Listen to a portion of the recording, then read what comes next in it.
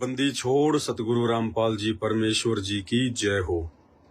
सत्साई भाई और बहनों, दया परमपिता परमेश्वर सतगुरु रामपाल जी भगवान की, जिनके शुभ आशीर्वाद से, जिनकी सत्य प्रेरणा से दास एक बार पुनः आप सभी भगत भाई बहनों की सेवा में, परमात्मा की प्यारी आत्माओं की सेवा में, शंकाओं के समाधान को लेकर सत्संगति के माध्यम से उपस्थित है।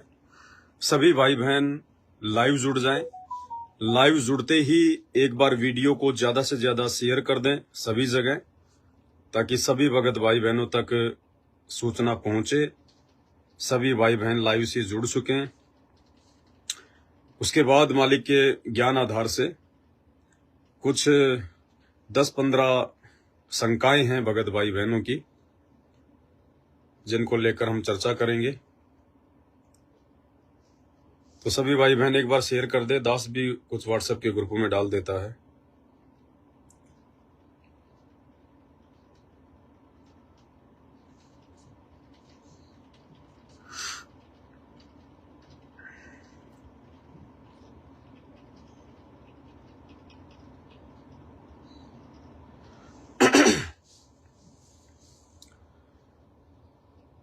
तो चलिए भाई और बहनों शुरू करते हैं गुरुदेव भगवान के आशीर्वाद से आज का शंका समाधान।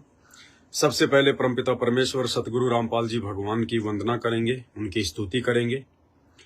परमपिता परमात्मा, सारी सृष्टि के रचनहार, कुल मालिक, असंख्य ब्रह्मांडों के स्वामी, जगत गुरु, तीनों लोकों में प्रवेश करके सबका पालन पोषण करने वाले राजाधिराज, आत्माधार, नाथों के नाथ, देवों के देव महादेव, सर्वेश्वर महेश्वर, मृत्युंजय, अजरो अमर, आदि अनादि, सनातनी प्रभु, जगत पिता जगदीश्वर, श्री श्री 1008 की उपाधि के वास्तविक अधिकारी, अकाल मूर्त शब्द स्वरूपी राम, वासुदेव, सर्वगतम ब्रह्म, परम पूज्य, प्रथम पूज्य, परम संत, परम पुरुष, परम धनी, परम दयालु, सत्य कबीर, हक्का कबीर, अल्लाहु कबीर, अल्लाहु अकबर, बाखबर, अल्लाह ताला, जगत के तारणहार, जगत के मुक्तिदाता, जगत के जगन्नाथ, हारे के सहारे, हिंदुओं के राम, मुसलमानों के अल्लाह, सिखों के वाहिगुरु, ईसाइयों के मसीह, दया के सागर दया निधि, करुणा के सागर करुणा निधि, स्वयंभू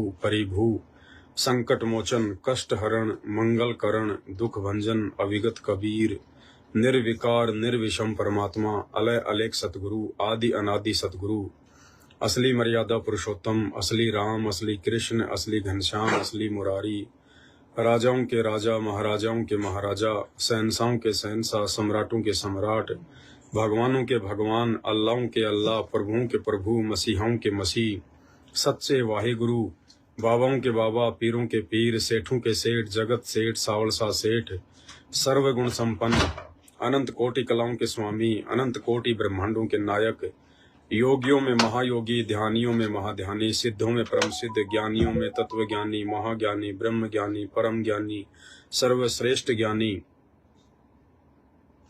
युवा कबीर, समृत कबीर, असंवाद, अमित ओजा, सच्चे रहनुमा, करीम अल्लाह, सुभान अल्लाह, दुनिया के अंतिम पैगंबर, 8 सितंबर 1951 से गांव धनाना, जिला सोनीपत, हरियाणा, भारतवर्ष की पावन भूमि पे प्रकट रियल कल की भगवान, ब्रह्मा विष्णु महेश के दादाजी, काल और दुर्गा के पिताजी, सर्व आत्माओं के जनक, अविनाशी परमात्मा, संत श्रोमणी सतगुरु रामपाल जी परमेश्वर जी के चरण कमल में साध संगति से जुड़े हुए हम सभी सत्सेवक भाई बहनों का अनंत कोटि दंडवत प्रणाम।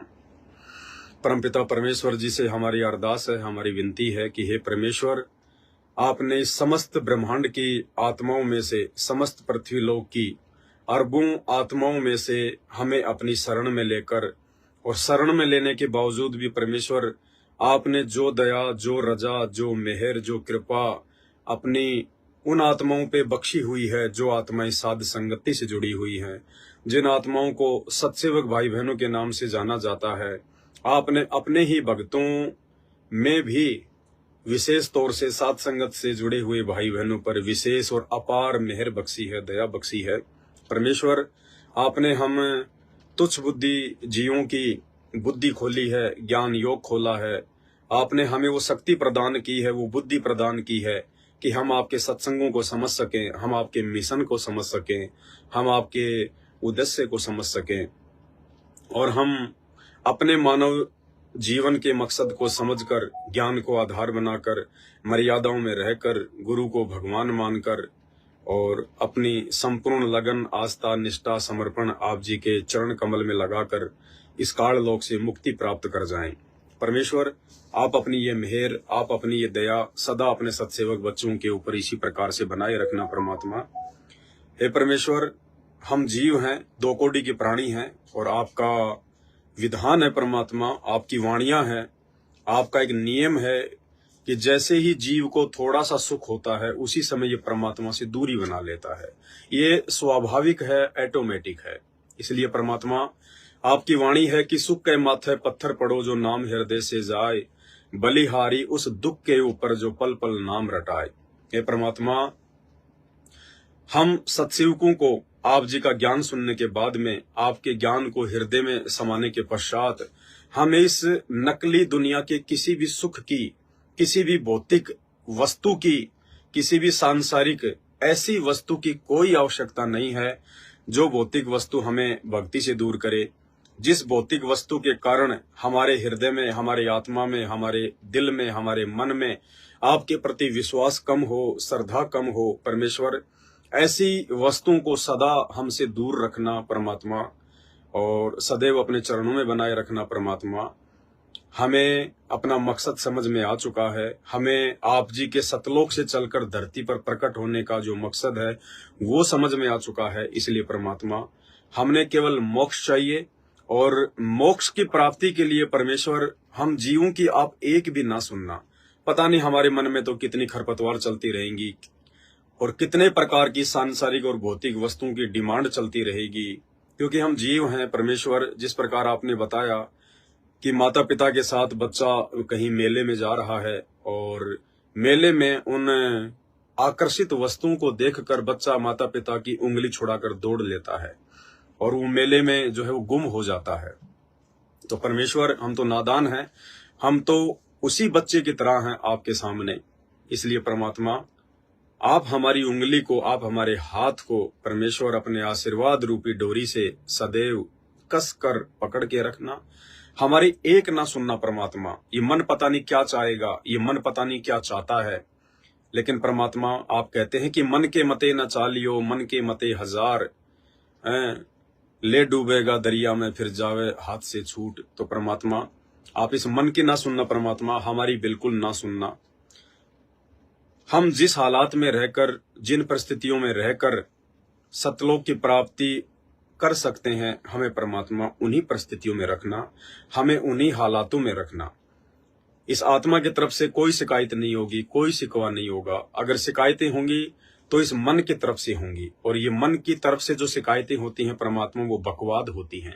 इसलिए परमेश्वर, आप हमारी बकवादों पर ध्यान ना दें, आप हमें सद्बुद्धि दें ताकि हम बकवाद करने से भी बचें और इस आत्मा की जो इच्छा है, जो चाहत है, आप जी के चरणों में सदैव पड़े रहना और मोक्ष की प्राप्ति करना। परमेश्वर, उसी चाहत को आप जी सुनना, उसी को आप अपने हृदय में बैठाना और उसी को परमेश्वर आप जी जो है परिपूर्ण करना। और मालिक, इसी प्रकार से हमें इस काल के जाल से बचाकर, जो काल का जाल वर्तमान में आपकी संगत में फैला हुआ है, आपके खुद के जो कलयुगी बेटा बेटी, भाई बंधु, रिश्तेदार हैं, जो काल के मोहरे बने हुए हैं, जिन्होंने मनमुखी रूप से आश्रम खोल दिए हैं, केवल उन पत्थरों में भगत समाज का पैसा बर्बाद करते जा रहे हैं, भक्तों को राजनीति से जोड़ दिया है, किसी को भी मर्यादा में नहीं छोड़ा है। ये समय वर्तमान का केवल मर्यादाओं में रहकर, गुरु को भगवान मानकर, ज्ञान को आधार बनाकर आप जी को प्रसन्न करने का समय था, अपनी भक्ति करने का समय था। लेकिन इस समय को, इस अनमोल समय को, क्योंकि ये परीक्षा चल रही है, हमारे एक एक पॉइंट आप जी के पास में नोट हो रहे हैं और इन्हीं पॉइंट के माध्यम से हार और जीत का फैसला होगा। तो परमेश्वर, आपने बहुत बड़ी दया बख्शी अपने सत्सेवक बच्चों पर। ना हम इनके आश्रमों में जाते, ना हम इन आश्रमों के निर्माण में किसी प्रकार का सहयोग करते, क्योंकि वर्तमान में जो आश्रम बनाए जा रहे हैं वो आपके ज्ञान आधार के विपरीत है। भले ही इन लोगों ने आपको आम व्यक्ति जानकर हिसार जेल में जाकर आपसे आदेश लिया हो और आपने भी इस परीक्षा के समय में उनको आदेश दे दिया हो, उसके बावजूद भी परमात्मा हम सत्सेवकों के लिए तो आपके वही आदेश मान्य होंगे जो आदेश आप जी ने हमें सत्संगों के माध्यम से दिए हैं। जब तक आप साक्षात जेल से बाहर नहीं आ जाते हैं, जब तक आप स्वयं अपने मुख कमल से हमें कोई आदेश नहीं दे देते हैं, उस समय तक वर्तमान में हमारे लिए केवल आपके सत्संग रूपी आदेश ही मायने रखते हैं। और संगत चाहे जो मर्जी करे, आपका काल प्रेरित कलयुगी जो परिवार है, जो कोऑर्डिनेटर हैं, बेटा बेटी भाई बंधु रिश्तेदार हैं, वो लोग जो मर्जी करें, जितना पाखंड करें, जितना अज्ञान फैलाएं, ज्ञान आधार से अपना शिष्य धर्म समझते हुए तो हम उनका विरोध करेंगे, ज्ञान आधार से करेंगे, भाई बहनों को समझाने का प्रयास करेंगे, लेकिन हम उनकी एक भी बात में आने वाले नहीं हैं। उनके द्वारा दिया गया कोई भी आदेश सबसे पहले हम आपके सत्संगों से मेल करेंगे, आपके वचनों से मिलाएंगे। आपने जो विधान बना के हमें दे दिया है सीडी डीवीडी के माध्यम से, मेमोरी कार्ड में सत्संग डाल डाल के, हम आपके सत्संगों से उनके आदेशों को मिलाएंगे।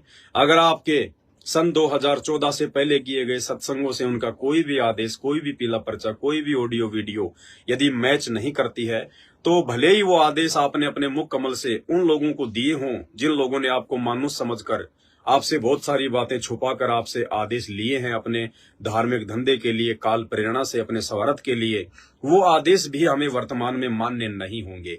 यही आपका भक्ति विधान कहता है। तो परमेश्वर इतनी शक्ति, इतनी रजा आप जी अपने बच्चों पर बना के रखना। और परमेश्वर पिछले 8-10 वर्षों से आपने जो हिम्मत, जो सांस हमें दिया है, जिसके बलबूते पर हम इन काल प्रेरित लोगों का, सतलोक आश्रम मैनेजमेंट हरियाणा वालों का, इन कोऑर्डिनेटरों का, इनकी बकवादों का जो सामना हम कर रहे हैं, इनकी गालियां खाकर, इनकी मार पिटाई सहन करके, परमेश्वर आपके आशीर्वाद के बिना ये हिम्मत बिल्कुल भी नहीं आ सकती है। हे परमात्मा, आप बहुत दयालु हैं, आप बहुत समर्थ हैं। परमेश्वर, आप भले ही हमारे को ऊपर से चोट मार रहे हैं इन अज्ञानी लोगों के जो है कहने पर, लेकिन परमात्मा अंदर से हमें अच्छे से महसूस है, हमें अच्छे से पता है कि आप जी हमारे कितने साथ हैं और पल पल पर आप जी अपने सत्सेवक बच्चों की रक्षा कर रहे हैं। अन्यथा उन सतलोक आश्रम से जुड़े हुए लोगों का तो आए दिन एक्सीडेंट, अकाल मौत, लड़ाई झगड़े, बीमारी से हॉस्पिटल में पड़े हैं, कोरोना में ना जाने कितने मर गए। आप जी बिल्कुल भी उनकी हेल्प नहीं कर रहे हैं, क्योंकि आपका विधान है कि जब तक हंसा हमरी आना, काल लगे ना तेरा बाणा। जब तक ये जीव आपकी मर्यादा में रहकर भक्ति करेगा, तब तक ही आप उस आत्मा के साथी हैं, उसके दोस्त हैं, उसके मित्र हैं। और जिस दिन आपकी मर्यादा तोड़कर कोई कितनी भक्ति कर ले, कितना ही आपके आदेशों को फॉलो कर ले, कितना ही आश्रम बना ले, कितना ही राजनीति कर ले, कितना ही दान धर्म कर ले, कितना ही ज्योति पाठ करवा ले, परमेश्वर आपका आशीर्वाद उसी क्षण उसके सिर से जो है वो हट जाता है। तो मालिक, आपने तो स्पष्ट रूप से दिखा रखा है परमात्मा, कोई संशय नहीं है किसी प्रकार का। पिछले 8-10 वर्षों से आपने अपने एक भी सत्सेवक बच्चे की उंगली का नाखून भी नहीं उतरने दिया परमात्मा। आपने हर प्रकार से अपने बच्चों के ऊपर मेहर बख्शी हुई है, रजा बख्शी हुई है, दया बख्शी हुई है। किसी सत्सेवक को परमात्मा आपसे कोई शिकायत नहीं है, कोई गिला शिकवा नहीं है। परमात्मा, हम तो हाथ जोड़ते हैं कि परमात्मा जितनी माया आपने हमें दे रखी है, जितनी हमें दे दी है, और जिस माया से आप जिस सेवा करवा रहे हैं परमेश्वर, हमारे लिए बहुत ज्यादा है, हमारी औकात से ज्यादा है परमात्मा।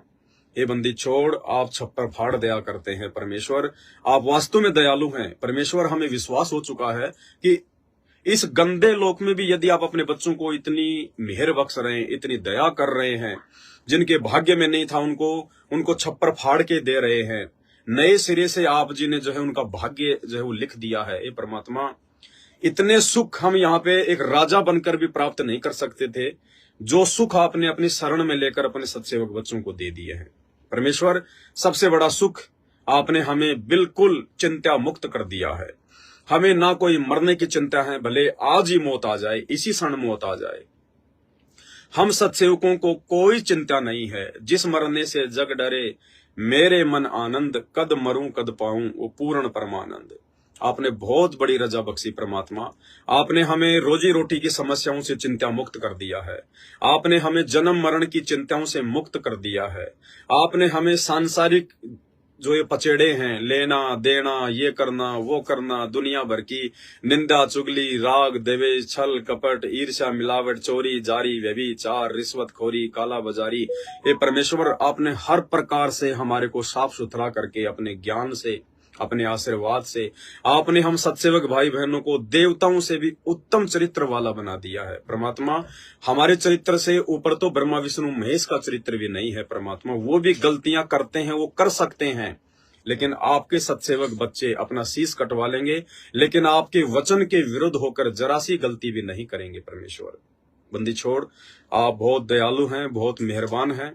सबसे बड़ी दयालुता आपकी कि अरबों खरबों की जनसंख्या में से आपने केवल चंद सत्सेवक बच्चों का ही ज्ञान योग खोला, उन्हीं की आपने बुद्धि खोली कि आप इंसान रूप में आए हुए पूर्ण ब्रह्म परमात्मा कबीर साहिब जी को सतगुरु रूप में हम सत्सेवकों ने पहचान लिया है, आपकी पहचान कर ली है। आपने हमें एक ऐसे संगठन से जोड़ दिया है, साध संगति से। परमेश्वर साध संगति एक ऐसा आपका एक ये ट्रेनिंग सेंटर है, एक ये कोचिंग सेंटर है कि साध संगति से जुड़े बिना, आप जिसे नाम उपदेश लेने के बाद में साध संगति से जुड़े बिना, साध संगति के रूल एंड रेगुलेशन को फॉलो किए बिना परमात्मा वो आत्मा कभी सतलोक जा ही नहीं सकती। वो चाहे कितना ही भक्ति कर ले, कितना ही कुछ कर ले, अगर जब तक साध संगति से नहीं जुड़ेगी, अपने आप को तन मन से स्वस्थ नहीं करेगी, मन कर्म वचन से शुद्ध नहीं करेगी, गुरु को पूर्णतया भगवान नहीं मानेगी, अपनी अंतरात्मा में आपके ज्ञान का आत्मसात नहीं करेगी,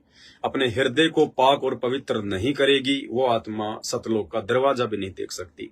हे परमेश्वर, आपने इस लाखों की भीड़ में से, आप ही की संगत वाली लाखों की भीड़ में से परमात्मा आपने हम सत्सेवकों पर ये रजा बख्शी, ये दया बख्शी। परमात्मा हमें आपने आईना दिखा दिया, हमें आपने इस गंदे लोग के जो भी दुख हैं, जो परेशानियां हैं, लोग जिनको सुख मानते हैं, असल में वो सबसे बड़े दुख है, वो परेशानी के कारण है। वो परमेश्वर आपने हम उन सब की जानकारी करवाई और अपनी शरण में ले लिया। परमात्मा सद्बुद्धि देकर भक्ति करवा रहे हैं।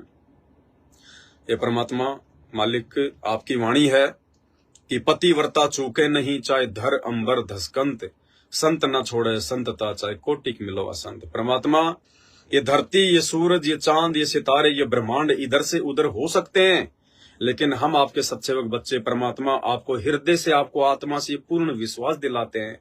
आप यंत्रयामी है परमात्मा, सब कुछ जानते हैं, घट घट के वासी हैं, कण कण के वासी हैं, सबकी आत्मा में विराजमान है, सबके हृदय में विराजमान है परमेश्वर।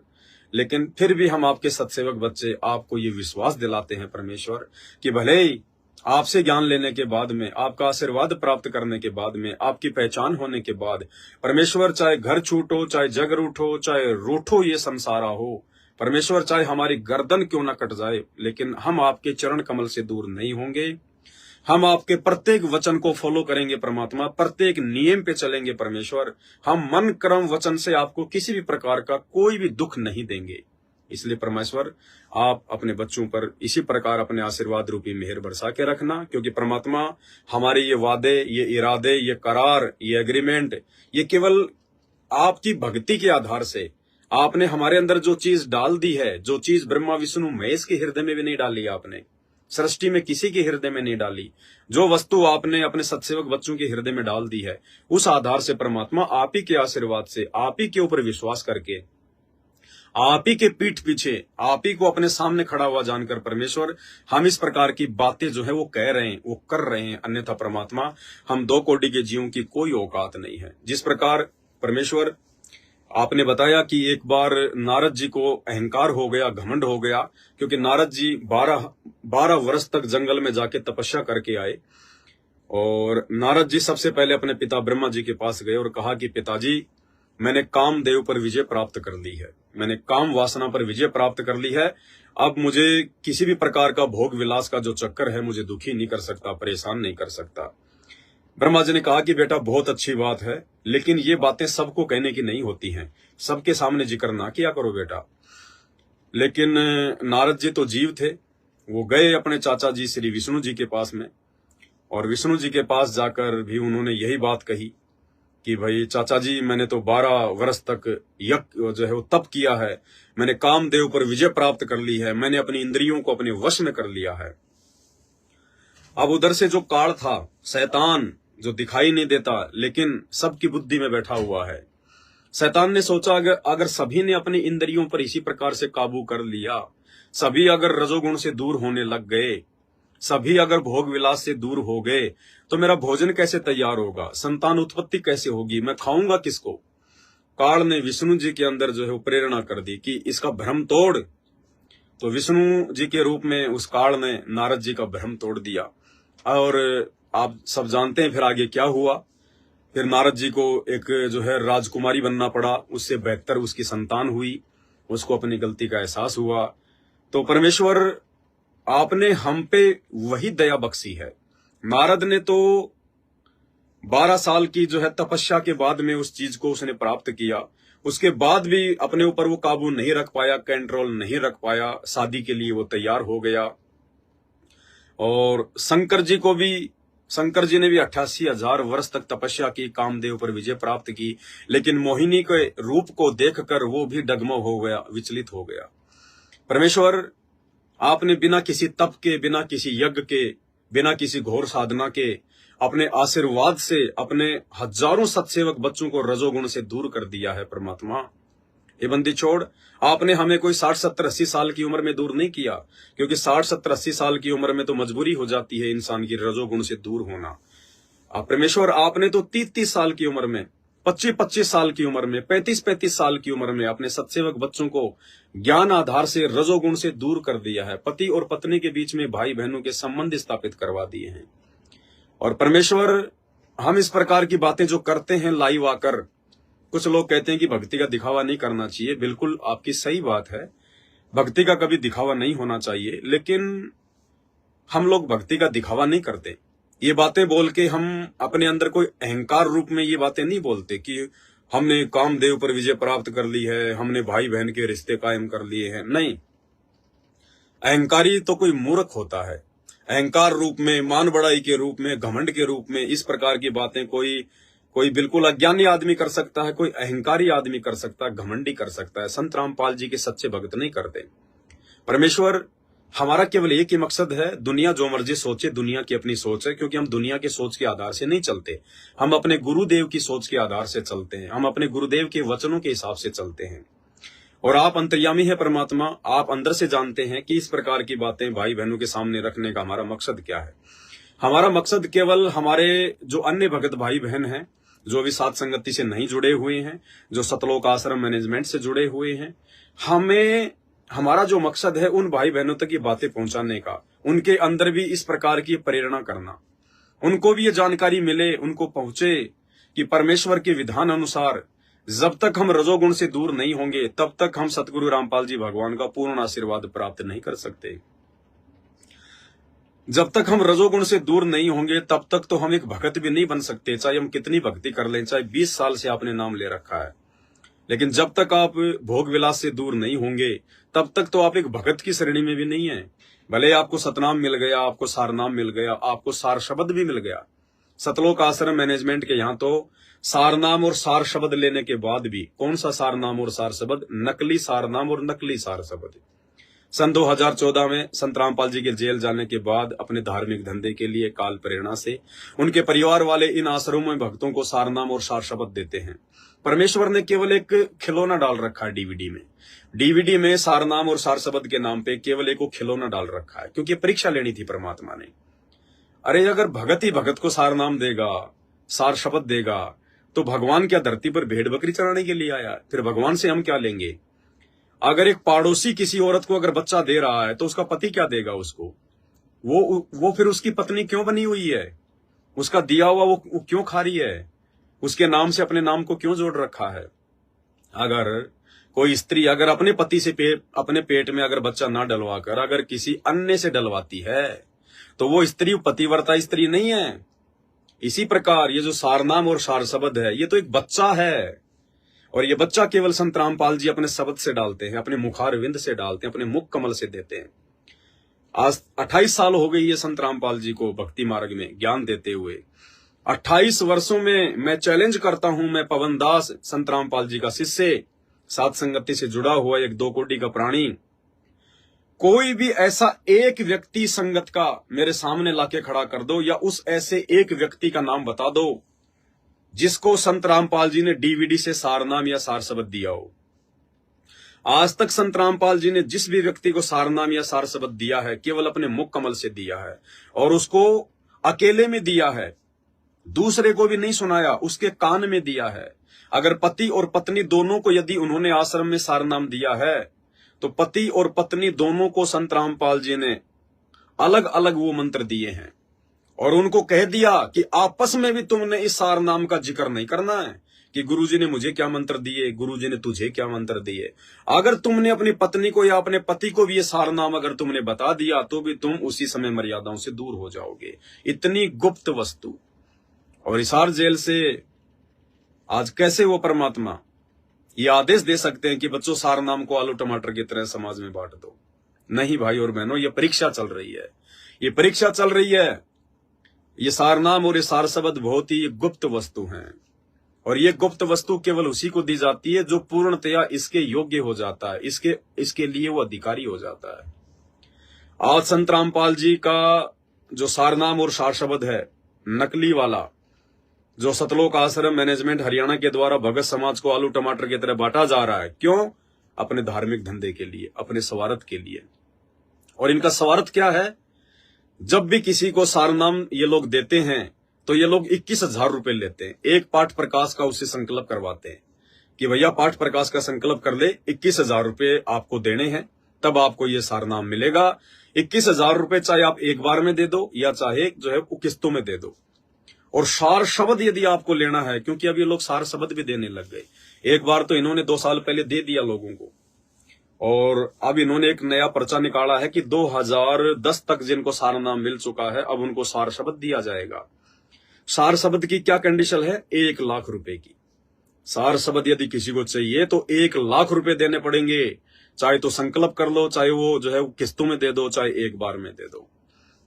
और भाई और बहनों, ये सार नाम और सार शब्द लेने के बाद में, क्योंकि मर्यादा उनकी खंडित हो जाती है, क्योंकि ये परीक्षा चल रही है, जो मंत्र आपका गुरु देने के लिए आता है, जिन मंत्रों को गुरु ने 4 युगों में जो है गुप्त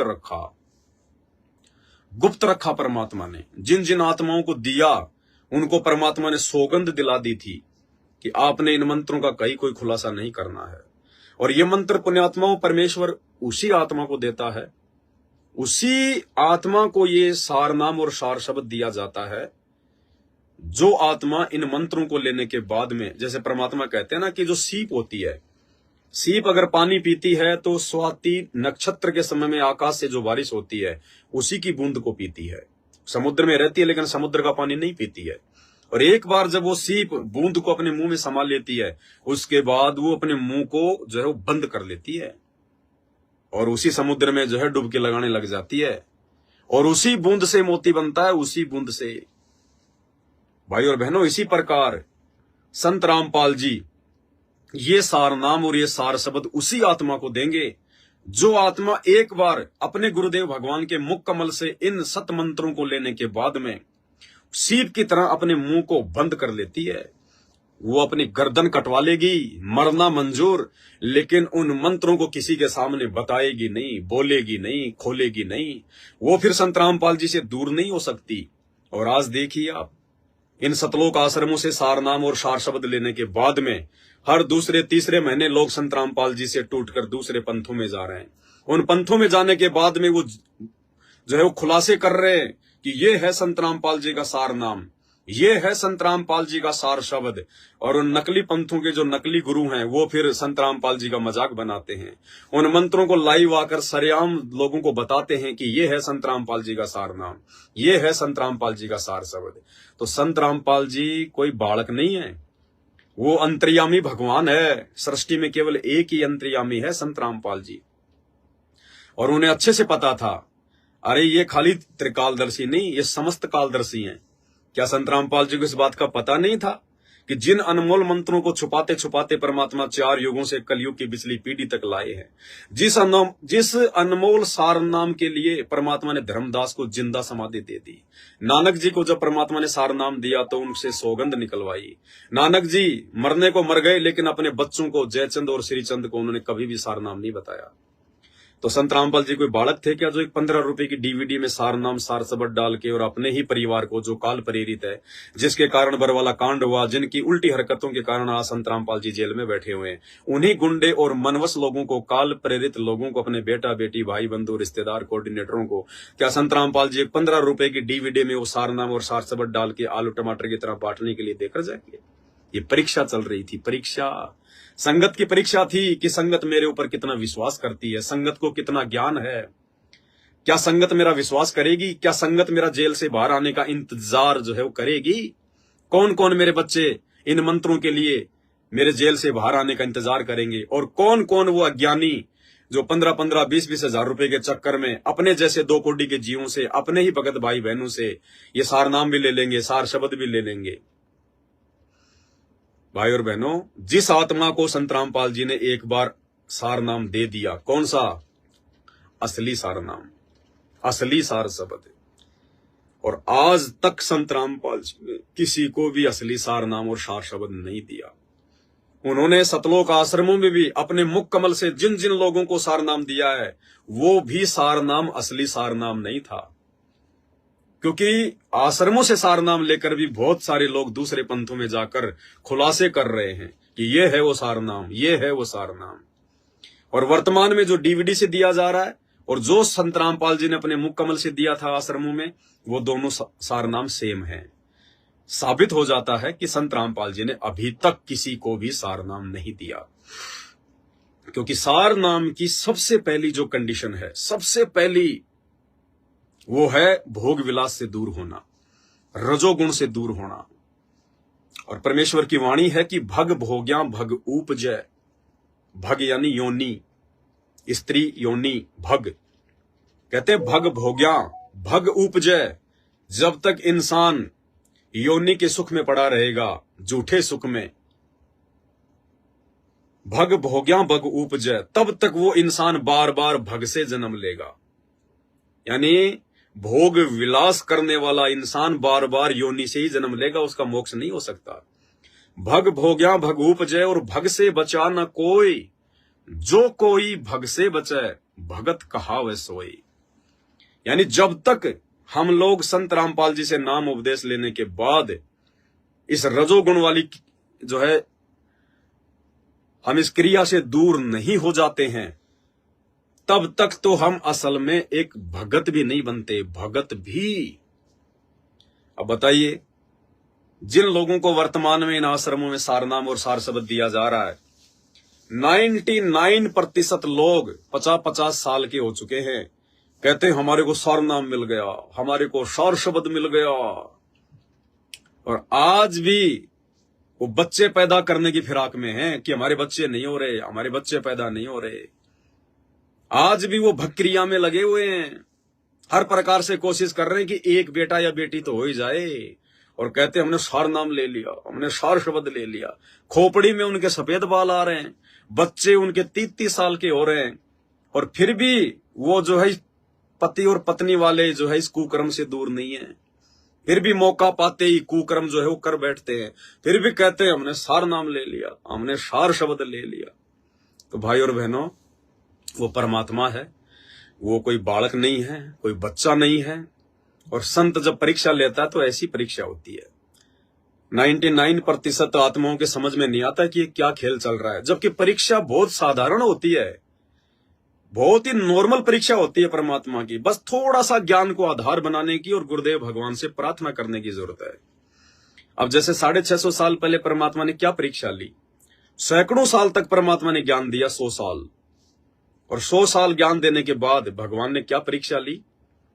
एक हाथी पे बैठे, अपनी ही एक बेटी, वचन की बेटी शिष्या, जो पहले वेश्या का काम करती थी, भगवान ने उसको सत्संग सुनाया, वो भगत बन गई। उसको कहा कि बेटी कल हार श्रृंगार करके आना, उसको हाथी पे बैठाया, रविदास जी को हाथी का ड्राइवर बनाया। और परमेश्वर ने क्या परीक्षा ली? गंगा जल को एक बोतल में भरा और उस बेटी के जो है कंधे पे हाथ रखकर, बाप है, बाप चाहे कहीं भी हाथ रखे अपनी बेटी के, कौन सी बड़ी बात है जब बाप ही मान लिया। अरे बाथरूम में एक बाप अपनी 2 साल की बेटी को नंगी करके नहलाता है, वो उसके गुप्तांग को भी साफ करता है, उसके गुप्तांग पर भी उसका हाथ लगता है, उसकी छाती पर भी उसका हाथ लगता है, उसकी छाती को भी वो साफ करता है, साबुन लगाता है। तो क्या उसका बाप नहीं है? तो क्या वो शरारत कर रहा अपनी बेटी के साथ में? और फिर ये तो परमपिता, ये तो बापों का बाप, माओं की माँ, इनके विषय में तो ऐसा सोचना भी नरक के जो है कुंड में जाना। तो भाई और बहनों, उस बाप ने अपनी बेटी के जो है कंधे पे हाथ रखा और एक गंगा जल बोतल में डाल के अपने मुंह के लगा के यूं एक्टिंग करने लग गए, क्योंकि संगत में बकवास ज्यादा होने लग गई थी। परमात्मा ने देखा इनमें ज्ञान भी है या ऐसी देखा देखी में लगे हुए हैं। एक परीक्षा ली थी परमात्मा ने, और आज गुरुदेव भगवान ने बताया कि उस परीक्षा में एक भी पास नहीं हुआ। 64 के 64 लाख फेल हो गए। सब लोगों ने अपने मन में दोष पाल लिया। शुक्र है कि वो गुरुद्रोही नहीं हुए, लेकिन गुरुजी से दूर हो गए मन में दोष निकाल कर कि यार इन्होंने तो नाक कटवा दिया हमारा। गांव वाले हमारे को बोलने नहीं देंगे कि तू बड़ी जो है बड़ाई करता था, डींग मारता था, कबीर ऐसा है, कबीर को ऐसा ज्ञान है, हैं? वही गुरुजी ने तो हमारा जो है जीना आराम कर दिया। तो मन में दोष आ गया। उन लोगों ने ये नहीं सोचा, अरे 100 साल से जो महापुरुष तुम लोगों की शराब छुड़वा रहा है, तुम लोगों से कुकर्म छुड़वा रहा है, ये कुकर्म करने वाले इन हाथों को उन्होंने यूं जोड़ना सिखाया, सत साहेब सत साहेब। कुकर्म करने वाले हाथों से दान धर्म करना सिखाया, परोपकार करना सिखाया, सेवा करनी सिखाई, इन हाथों से माला पकड़नी सिखाई। उस परमात्मा ने लोगों की शराब छुड़वाई, बीड़ी गुटखा छुड़वाई, तमाकू छुड़वाई, कुकर्म छुड़वाए। वो परमात्मा आज इस प्रकार की घटिया हरकत करेगा, और वो भी 100 साल की उम्र में, और वो भी सरेआम घूम के करेगा। अरे अगर किसी को अगर ऐसा कुकर्म भी करना होता है तो आम प्राणी भी जो है किसी मतलब की बंद कोठे में करता है, किसी होटल में जाके करता है, सरेआम तो वो भी नहीं करता। फिर भी हम लोगों की बुद्धि में ये बात नहीं आई कि ये क्या खेल चल रहा है। तो इसी प्रकार भाई और बहनों, वर्तमान में हिसार जेल में बैठकर संत रामपाल जी ज्ञान आधार से जो अपने बच्चों की परीक्षा ले रहे हैं ना, ये बहुत ही नॉर्मल सी परीक्षा है, बहुत ही नॉर्मल सी परीक्षा है। और इस परीक्षा के लिए मेरा सौभाग्य, मेरा परम सौभाग्य कि उस पूर्ण परमात्मा सारी सृष्टि के रचनहार ने और इस 2 कोटि के इस पवन दास को निमित्त बनाया। मेरे ऊपर झूठा गुरुद्रोही का जो है वो तमगा लगाया, और ये संगत मेरे हजारों वीडियो देखने के बाद भी एक गुरुद्रोही की डेफिनेशन क्या होती है, गुरुद्रोही के क्या लक्षण होते हैं, क्या पहचान होती है, एक पहचान नहीं कर पा रही। छोटे से संत रामपाल जी के सत्संग को नहीं समझ पा रही कि सत्संग में संत रामपाल जी ने गुरुद्रोही की क्या पहचान बनाई जो है वो बताई है, और उस पहचान के आधार से ये पवनदास गुरुद्रोही है या क्या है। अरे गुरुद्रोही की पहचान नहीं कर पा रही, और जिसके ऊपर देशद्रोही का मुकदमा लगा हुआ संत रामपाल जी के ऊपर, उनको क्या खाक पहचानेगी ये संगत? जिंदगी में नहीं पहचान सकती। तो मेरा सौभाग्य, मेरे परमात्मा ने मुझे इस लायक समझा। मैं उनकी इस मेहर के लिए, इस रजा के लिए, अगर मेरे खून का अगर टपका टपका भी उनके चरणों में लग जाए, सेवा में लग जाए, तो भी मैं उनका ये एहसान नहीं उतार पाऊंगा। ये तो आने वाले समय में दुनिया भी देखेगी, भगत समाज भी देखेगा, बाद में अपने माथे पे हाथ धर के लोग रोएंगे, पछताएंगे, लेकिन उस समय कोई फायदा नहीं होगा, क्योंकि समय हाथ से जा चुका होगा। लेकिन जिन आत्माओं ने समझा, उन पे बहुत बड़ी मेहर, और उन आत्माओं को परमात्मा ने सत्सेवकों का नाम दिया, उनको साथ संगति से जोड़ दिया। तो भाई और बहनों, जो सारनाम लेकर अपने आप में जो बड़े बड़े लोग जो फूल रहे हैं गुब्बारे की तरह, वो उनकी एकदम से हवा निकलेगी, क्योंकि हवा भरा हुआ गुब्बारा जब हाथ से छूट जाता है तो ज्यादा देर तक नहीं टिक पाता। या तो कोई न कोई उसको नाखून मार देगा, या वैसे थोड़ी देर बाद में धूप के कारण वो फूटेगा। तो जिन जिन लोगों ने संत रामपाल जी के जेल जाने के बाद उनके इस कलयुगी बेटा बेटी, भाई बंधु, रिश्तेदारों से, उनके परिवार वालों से इन आश्रमों में जाकर जो ये नकली और फर्जी सारनाम लिया है या जो ले रहे हैं, उन आत्माओं ने तो अपना ये मानव जन्म पूरा का पूरा बर्बाद कर दिया है, पूरा का पूरा बर्बाद। उन आत्माओं को कोई माफी नहीं है, किसी भी प्रकार की माफी नहीं है। इस जन्म में वो आत्मा सतलोक नहीं जा सकती, वो आत्माएं पार नहीं हो सकती। और थोड़ी बहुत आत्माएं जिन्होंने सार नाम लिया, सार शब्द लिया, लेकिन उसके बाद उनको सात संगति के वीडियो देखने को मिल गए, क्योंकि 2018 में इन्होंने पहली बार सार नाम देना शुरू किया था इन आश्रमों में। उसके बाद जब हमने सार नाम के ऊपर वीडियो बनाए, उन आत्माओं को अच्छे से बात समझ में आ गई कि भाई ये सात संगत वाले भाई बहन जो बोल रहे हैं बिल्कुल सही है, और हम तो बहुत बड़ी जो है गलती कर बैठे। और अपने बाप का इंतजार करना चाहिए था। वो किस लिए आया है? क्या वो जेल में बैठने आया है? क्या वो जेल में जो है मतलब कि मरेगा? क्या जेल से ही सतलोक जाएगा? है? सत्संगों में क्या कहा परमात्मा ने कि पूरा विश्व मेरी भक्ति करेगा, पूरा विश्व ये नाम लेगा, घर घर होगा बोध विचारा, सकल सृष्टि जो है परवानिक हुई। तो क्या तुम्हें विश्वास नहीं था कि हमारा गुरुजी आएगा नहीं? हमारे गुरुजी आएंगे तो हमें सार नाम देंगे, क्या तुम्हें विश्वास नहीं था? तुम्हें विश्वास नहीं था, इसीलिए तुमने इंतजार नहीं किया। अरे किसी औरत का पति अगर विदेश अगर वो चला जाए धन कमाने और 1 साल के लिए जाए और अगर 2 साल तक वो नहीं आता है, तो क्या वो औरत अपने पड़ोसी से अपने पेट में बच्चा डलवा लेगी? वो नहीं डलवाएगी। अगर वो पतिव्रता औरत होगी, अगर वो सच्ची औरत होगी, तो किसी गैर पुरुष से अपने पेट में बच्चा नहीं डलवाएगी, अपने पति का इंतजार करेगी।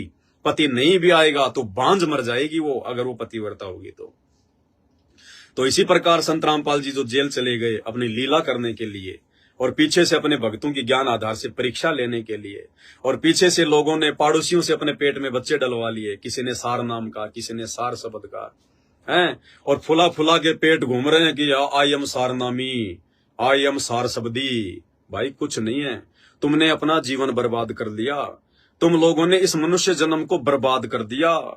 तुम लोग पतिव्रता धर्म से बिल्कुल नीचे गिर चुके हो, बिल्कुल। इस जन्म में तुम्हारा उद्धार नहीं हो सकता, भले तुम कितना ही माफी मांग लेना, कितना ही तुम नाक रगड़ लेना संत रामपाल जी के आगे।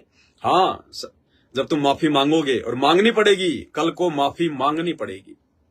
तुमने जो कुकर्म किया है ये सार नाम और सार शब्द लेने का, सतलोक आश्रम मैनेजमेंट की कुसंगति करके राजनीति करने का, ये रक्तदान, दे दान, इनको पात्रों को ज्योति पाठ का पैसा, धनाना गांव में आश्रम बनाना, कभी राजनीति में कभी बीजेपी को वोट, कभी कांग्रेस को वोट, कभी जाटों के आरक्षण में जाना, उन लोगों को जो है 11-11 लाख रुपए देना तुम्हारे दान धर्म से, गैंगस्टर आनंदपाल सिंह की सीबीआई जांच के समर्थन में उतरना, 5-5 लाख रुपए राजपूत जो है वो करणी सेना को देना। ये जितने भी तुमने कुकर्म किए हैं, इन कुकर्मों के लिए जब तुम माफी मांगोगे तो वो तो दयालु भगवान है, वो तो दयालु है, वो तो चाहता है कि किसी प्रकार ये आत्माएं भक्ति पर लगी रहे। इसलिए परमात्मा तो बोल देगा ठीक है बेटा, कोई दिक्कत नहीं, माफ हो गया बेटा, माफ हो गया, आगे भक्ति करो, आगे कोई गलती ना करना। लेकिन वो असल में माफी नहीं है, क्योंकि परीक्षा में जो आपने लिख दिया उसी आधार से आपका जो है परिणाम आएगा। उस समय वो गुरुजी कहे कि बेटा कोई बात नहीं, तूने गलती कर दी तो कोई बात नहीं, उससे बात नहीं बनेगी, क्योंकि वो गुरु आपकी जो है कॉपी चेक करने वाला नहीं है। वो टीचर भले उस परीक्षा के रूम में आपके पास में खड़ा है और आपने लिख दिया भारत की राजधानी नई दिल्ली के जगह बंबई, और फिर आप कहोगे गुरुजी मेरे से तो गलती हो गई, मैंने तो एग्जाम में ये लिख दिया था। वो गुरु कहेगा कोई बात नहीं बेटा, कोई बात नहीं, अगली बार ध्यान रखना। वो कॉपी कोई और जांच करेगा, वो टीचर के कहने से बात नहीं बनेगी। तो इसी प्रकार भाई और बहनों, जो गलतियां आपने जो कर दी हैं, उन गलतियों के लिए संत रामपाल जी तो यही कहेंगे कि बेटा कोई बात नहीं, कोई बात नहीं। लेकिन असल में आपने जो गलती की है, परिणाम तो आपने वैसा ही भोगना पड़ेगा। अरे आपने अपने खेत में गेहूं की जगह भांग का बीज डाल दिया, और बीज डालने के बाद में आप माफी मांगो किसी से कि भाई साहब मेरे से गलती हो गई है, मेरे से गलती हो गई, मैंने तो भांग का बीज डाल दिया, मेरे को गेहूं डालना चाहिए था, मेरे बच्चे अब जो है वो क्या खाएंगे, भूखे मरेंगे। अब कोई आदमी कहे, आपका पड़ोसी कहे कि कोई बात नहीं भाई, कोई बात नहीं, गलती हो गई सो गई, कोई बात नहीं, उसके माफ करने से वो भांग का बीज गेहूं में नहीं बदल जाएगा। वो तो समय आने पर भांग ही आएगा, भांग के डोडे आएंगे, डोडे गेहूं की बाली की जगह। तो भाई और बहनों, जो गलती आपने कर दी है ना, बहुत बड़ी गलती की है, बहुत बड़ी। आपको अपने गुरु पर विश्वास नहीं रहा, आपने अपने गुरु का इंतजार नहीं किया, और यही तो परीक्षा थी। अरे 27 साल से ज्ञान दे रहा भगवान, परीक्षा नहीं लेगा क्या? और परीक्षा कोई हाथी मंगवा के कोई बरवाड़ा में चक्कर थोड़ी काटेगा। देश काल और परिस्थिति के अनुसार परीक्षा भी अलग अलग होती है। तो परमात्मा तो कह देंगे कि बेटा तेरी माफी हो गई, तेरी माफी हो गई, कोई बात नहीं, और तुम भी मान लोगे ठीक है गुरुजी ने माफ कर दिया, माफ कर दिया। लेकिन परमात्मा का विधान नहीं टूटता, विधान उनका जो है शाश्वत है, अटल है। जैसे परमात्मा ने काशी में परीक्षा ली, 64 के 64 लाख हम फेल हो गए। बाद में हमें अपनी गलती का एहसास भी हुआ, धीरे धीरे फिर हम परमात्मा के पास जाने लग गए, उनके आश्रमों में जाने लग गए, सत्संग सुनने लग गए, हमने अपनी गलतियों की माफी भी मांगी। और परमात्मा क्या कहा करते थे, कोई बात नहीं बेटा, कोई बात नहीं, अब आगे ध्यान रखो, आगे ध्यान रखो। गुरुजी मैं सतलोक तो जाऊंगा ना, हाँ बेटा सतलोक चलेंगे, बेटा सतलोक चलेंगे, विमान आएगा। लेकिन 64 के 64 लाख आज गुरुजी क्या कह रहे हैं, सारे के सारे फेल हो गए, सारे के सारे। और चलो 650 साल पहले तो गलती हो सकती थी, क्योंकि वो तो कलयुग की जो है प्रथम पीढ़ी थी, शिक्षा नहीं थी, हम लोग अनपढ़ थे, हम लोग शास्त्रों से देख नहीं पाए, पहचान नहीं पाए, भगवान को नहीं पहचान पाए। आज परमात्मा ने, संत रामपाल जी ने कौन सी जो है वो कमी छोड़ दी भाई। अरे 28 साल थोड़ी नहीं होती है किसी आदमी को समझाने के लिए। दिन रात एक कर दी उन्होंने, शास्त्र दिखा दिखा के, दिन रात 28 साल तक तो अगर किसी कुम्हार के गधे को गीता पढ़ाई जाए वो भी स्वर्ग में जाने को तैयार हो जाए। और संत रामपाल जी ने 28 साल तक जिन इंसानों को गीता पढ़ाई, वेद शास्त्र पढ़ाए, उनके भगत बने, आज वो गधे बनने की तरफ जा रहे हैं। वो बन गए गधे। कभी बीजेपी के गधे बन जाते हैं, कभी कांग्रेस के गधे बन जाते हैं, कभी जाट आरक्षण में गधे बन जाते हैं, कभी राजपूत करणी सेना के गधे बन जाते हैं, कभी सतलोक आश्रम मैनेजमेंट हरियाणा के गधे बन जाते हैं। क्योंकि गधे का स्वभाव है गधा ही रहेगा। कहते हैं ना कि गधे की आंख में घी डालो तो नाराज होता है कि मेरी आंख फोड़ रहा है, लेकिन उस गधे को क्या पता कि घी बहुत अच्छी वस्तु है, तेरे को अच्छा दिखाई देगा। लेकिन गधा क्या सोचता है कि मेरी आंख फोड़ने का प्रयास किया जा रहा है। तो हम साथ संगत वाले भाई बहन जो आंखें खोल रहे हैं, गधों की आंख में जो घी डाल रहे हैं, हमारे भगत भाई बहनों की आंखों में जो इन आश्रमों से जुड़े हुए हैं, भले उनको लग रहा है कि हमारी आंख फोड़ रहे हैं, लेकिन भाई हम तुम्हारी आंखें खोलने का प्रयास कर रहे हैं साथ संगति की वीडियो के माध्यम से। अगर खुल जाए तो बहुत अच्छी बात है, अगर आंखें नहीं खुल पाई तो परिणाम तो आपने भोगने पड़ेंगे। दूसरा, तुम्हारे इन जो है कुकर्मों का कोई बंटवारा नहीं करेगा। तो भाई और बहनों, उस सार नाम के योग्य उस सार शब्द के योग्य सतगुरु रामपाल जी अपने सत्सेवक बच्चों को बना रहे हैं। हम कर रहे हैं इंतजार अपने भगवान का, हम सत्सेवकों को इंतजार है। हमने विश्वास किया है, हम नहीं गए इनके फर्जी आश्रमों में, हम नहीं जाते इनके इन कुसंगों में जहां पे सत्संगों के बहाने राजनेताओं को वोट डलवाने की बात कही जाती है, जहां पे सत्संगों के बहाने ज्योति पाठ के नाम पे भक्तों को लूटा जाता है। हम नहीं जाते इनके फर्जी आश्रमों में। हमने ज्ञान आधार से अपने घर को ही आश्रम बना लिया। हमने अपने घर पर ही अपने गुरुदेव भगवान को विराजमान कर लिया। मोको कहां ढूंढे रे बंदे, मैं तो तेरे पास में। घट हिम गंगा, घट हिम जमुना, घट हिम है जगदीश, सतगुरु तारेंगे। हमने अपने घर को ही आश्रम बना लिया, अपने घर पर ही गुरुदेव भगवान को विराजमान कर लिया। घर पर ही गुरुदेव भगवान की आरती करते हैं, उनके मंत्र करते हैं, उनके सत्संग सुनते हैं, उनकी मर्यादा निभाते हैं। हम कहीं धक्के नहीं खाते। हमको नहीं चाहिए इन लोगों का ये फर्जी सार नाम, हमको नहीं चाहिए इन लोगों का फर्जी सार शब्द। हमें इंतजार है अपने गुरुदेव भगवान का। हम पतिव्रता आत्माएं हैं, हम अपने पति से ही सार नाम लेंगे, अपने पति से ही सार शब्द लेंगे। हम अगर हमारी शादी अगर संत रामपाल जी से हुई है, शादी का मतलब आध्यात्मिक क्षेत्र में हमने संत रामपाल जी से नाम लिया है, तो हम संत रामपाल जी से ही शब्द लेंगे, संत रामपाल जी से ही सार नाम लेंगे। कोई दिक्कत नहीं, वो परमेश्वर है, उसकी लीला अपरंपार है, उसकी महिमा अपरंपार है। जरूरी नहीं है कि वो परमेश्वर कौन सा जो है रास्ता अपनाएगा, कौन सा वो तरीका अपनाएगा। वो परमेश्वर स्वप्न में आके भी सार नाम दे देगा, सार शब्द दे देगा। वो अंतर्यामी है, अनंत कोटि कलाओं का स्वामी है, कहीं भी जो है वो प्रकट होके सार नाम दे देगा, सार शब्द दे देगा। हमें कोई दिक्कत नहीं है कि संत रामपाल जी जेल से बाहर आए या ना आए, उनकी मर्जी, उनकी मौज, वो अपनी लीला कर रहे हैं। ना जाने कब अपनी लीला को समेटेंगे, कब अपनी माया को समेटेंगे, कब बाहर आएंगे, हमें कोई दिक्कत नहीं है। हम तो उनके आश्रित हैं। वो आज भी हमारे साथ में है, पहले भी हमारे साथ में था, आगे भी हमारे साथ में रहेगा। उनकी मर्जी, उनकी मौज, वो चाहे तो आज आ जाए जेल से, चाहे तो 100 साल भी ना आए।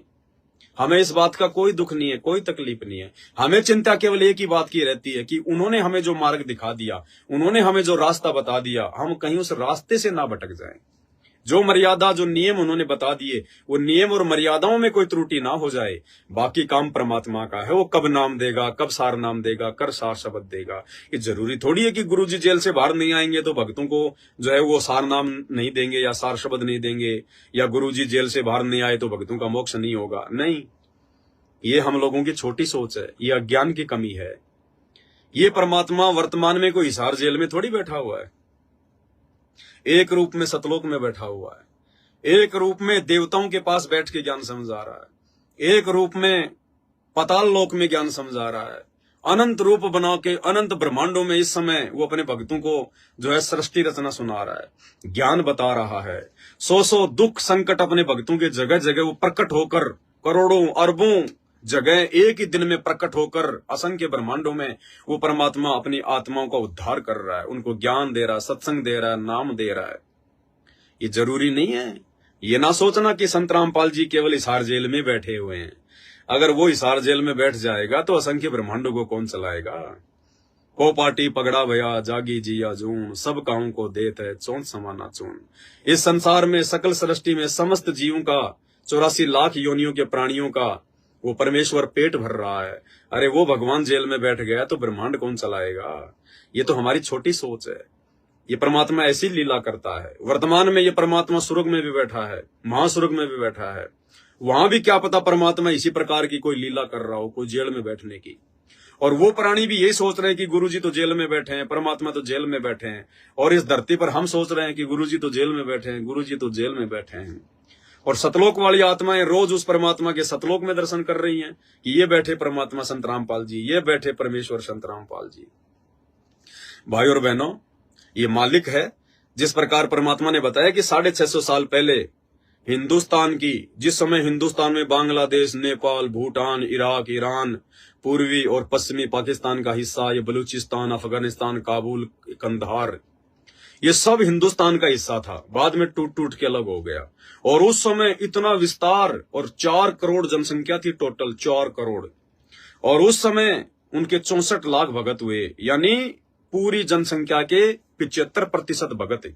जबकि उस समय ना कोई टीवी था, ना कोई टेलीविजन था, ना कोई रेडियो था, ना कोई इंटरनेट था, ना कोई मोबाइल था, ना कोई पुस्तकें छापी जाती थी। फिर भी उस परमेश्वर ने 4 करोड़ की जनसंख्या में से 64 लाख लोगों को अपना भगत बनाया। कैसे? वो परमात्मा एक ही समय में हजारों रूप बनाकर अलग अलग जगह पे वो प्रकट हो जाया करते थे। कहीं पे सत्संग सुना रहे हैं, कहीं पे नाम दीक्षा दे रहे हैं, ज्ञान सुना रहे हैं, बिना माइक के, बिना डीजे के, बिना स्पीकर के हजारों लोगों तक उनकी आवाज बिल्कुल साफ जाती थी, जैसे मेरे पास में खड़े हुए हैं। सबको परमात्मा एकदम साफ साफ दिखाई दिया करते थे, जैसे हम लोगों को टेलीविजन में साफ दिखाई देता है। प्रधानमंत्री भाषण दे रहा है दिल्ली में, हम अपने घर पर बैठ के देख रहे हैं, जो हम की पंजाब में। तो ऐसे वो परमात्मा लीला किया करता था। तो आज भी वही परमेश्वर है। असंख्य ब्रह्मांडों में असंख्य रूप बनाकर ये परमेश्वर अपनी लीला कर रहा है, अपनी महिमा जो है वो कर रहा है। तो भाई और बहनों, हम सत्सेवक भाई बहनों ने अब इतनी दया बख्शने के बाद, इतनी मेहर बख्शने के बाद छप्पर फाड़ दया कर दी गुरु जी ने सत्सेवकों पर, छप्पर फाड़ दया। काल ने हर प्रकार से 100 यत्न कर लिए हम सत्सेवकों को तोड़ने के, झूठे मुकदमे करवाकर, मार पिटाई लगवाकर, गालियां निकलवाकर, धमकियां निकलवाकर, गुरुद्रोही कहलवाकर, हर प्रकार से संगत से बाहर करवाकर, हमारा हर प्रकार से मनोबल तोड़कर इस काल ने 100 यत्न कर लिए। लेकिन कहते हैं ना कि जो कुम्हार होता है, कुम्हार वो नीचे हाथ रखता है, सहारा देता है, ऊपर मटके के चोट मारता है। तो सतगुरु रामपाल जी भगवान ने ऊपर से हमारे चोट मारी। और चोट क्यों मार रहे हैं? हमें, हमारे को पकाने के लिए, हमारी कीमत बनाने के लिए। लेकिन नीचे से सहारा भी परमात्मा ही दे रहा है। उस कुम्हार की तरह मटके में नीचे से हाथ भी परमात्मा ही रखा हुआ है। ये संघर्ष, ये चुनौतियां, इनको सहन करने की हिम्मत, शक्ति ज्ञान आधार से, अपने सत्य प्रेरणा से परमेश्वर ने हमें दी। नहीं तो भाई और बहनों, तालाब में एक मछली मगरमच्छ से लड़ाई नहीं कर सकती। ये सतलोक आश्रम मैनेजमेंट हरियाणा, ये काल के विशेष दूत हैं। संत रामपाल जी के बेटा बेटी, भाई बंधु, रिश्तेदार, कोऑर्डिनेटर, ये लोग उस काल बलि के ज्योति निरंजन के विशेष एजेंट हैं। ये मगरमच्छ हैं और हम भगत हैं। हम जो है बल्कि मछलियां हैं। तो मछली के तालाब में मगरमच्छ से लड़ाई झगड़ा करने की, टक्कर लेने की औकात नहीं होती। लेकिन परमात्मा का एक नियम है कि जो जाकी सरना बसे ताको ताकी लाज, और जल सेती हाथी बह जाते, और जल सेती मछली जो है उतर जाती और बह जाते गजराज। मछली क्या होती है? मछली जो है जल के ऊपर आश्रित होती है। उसने उस जल को अपना सब कुछ मान लिया। अगर मैं जल में नहीं रहूंगी तो मैं जो है मर जाऊंगी। यानी पानी के बिना मछली का जीवन होता ही नहीं है। उसने अपने आप को समर्पित कर दिया उस पानी के प्रति।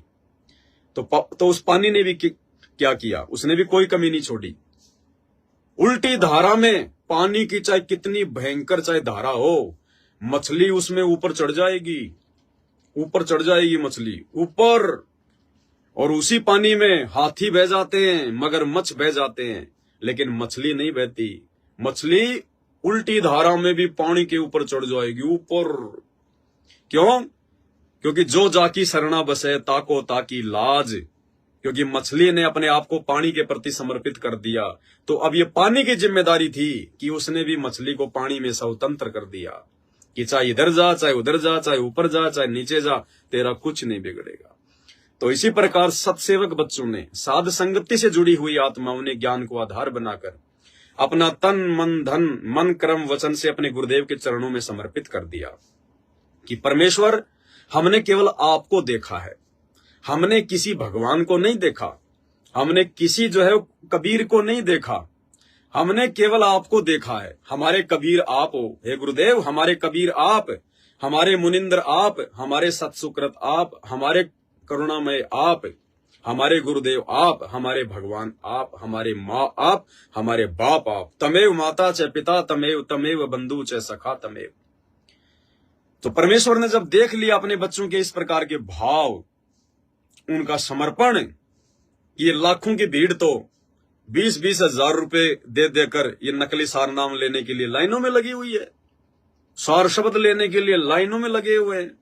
इनको भीड़ को जो भी आदेश दे दिया जाता है, कोई पीला पर्चा बना के, कोई ऑडियो वीडियो सुना के, भले ही वो आदेश मेरे ज्ञान के विपरीत है, तो भी ये लोग भेड़ बकरियों की तरह अंधे होके दौड़ रहे हैं, चिंतन ही नहीं कर रहे, ज्ञान को आधार ही नहीं बना रहे, नीर खीर का निवेरा ही नहीं कर रहे। और मेरे सत्सेवक बच्चे, इनको कोई भी आकर कुछ भी कह दे, ये नहीं देखते कि सामने आदेश देने वाला तो गुरुजी का लड़का है, और ये आदेश तो गुरुजी की बेटी दे रही है, और गुरुजी का भाई कह रहा है, कह रहा होगा गुरुजी का भाई, कह रही होगी गुरुजी की बेटी, कह रहा होगा गुरुजी का बेटा। हमारे क्या लगे, वो भी हमारे जैसे 2 कोटि के जीव हैं। अगर वो कुछ कह रहे हैं तो कोई दिक्कत नहीं। क्या कह रहा भाई बता? भाई गुरुजी का आदेश आया है, बीजेपी ने वोट देना है, और जो बीजेपी ने वोट नहीं देगा उसका तो नाम खंड हो जाएगा, हैं? उसको तो आश्रमा से बाहर पटक दिया जाएगा भाई, आश्रमा में नो एंट्री कर दी जाएगी। गुरुजी का आदेश है भाई। ठीक है भाई, तूने दे दिया तेरा आदेश। अब उस आदेश को हम सत्सेवक भाई बहन अपने गुरुजी के सत्संगों से मेल करते हैं। हम सत्सेवक भाई बहन आपस में एक दूसरे के साथ में फोन करके डिस्कस करते हैं कि भगत जी ये इस प्रकार का आदेश बताया जा रहा है, इस प्रकार का पीला पर्चा आया है। गुरुदेव ने तो 28 साल में कभी ना कोई राजनीति की, ना कभी बीजेपी को वोट डलवाए, ना कभी कांग्रेस को वोट डलवाए, जबकि बीजेपी उस समय भी थी, कांग्रेस उस समय भी थी, हैं? ये चुनाव तो भगत जी उस समय भी आते थे, हैं? परमात्मा ने तो कभी आदेश नहीं दिया, ना उस समय कोई भगत आदेश दिया करता था कि गुरुजी ने ये आदेश दे दिया। और आज जेल जाने के बाद में गुरुजी के ज्ञान के विरुद्ध काम हो रहा है।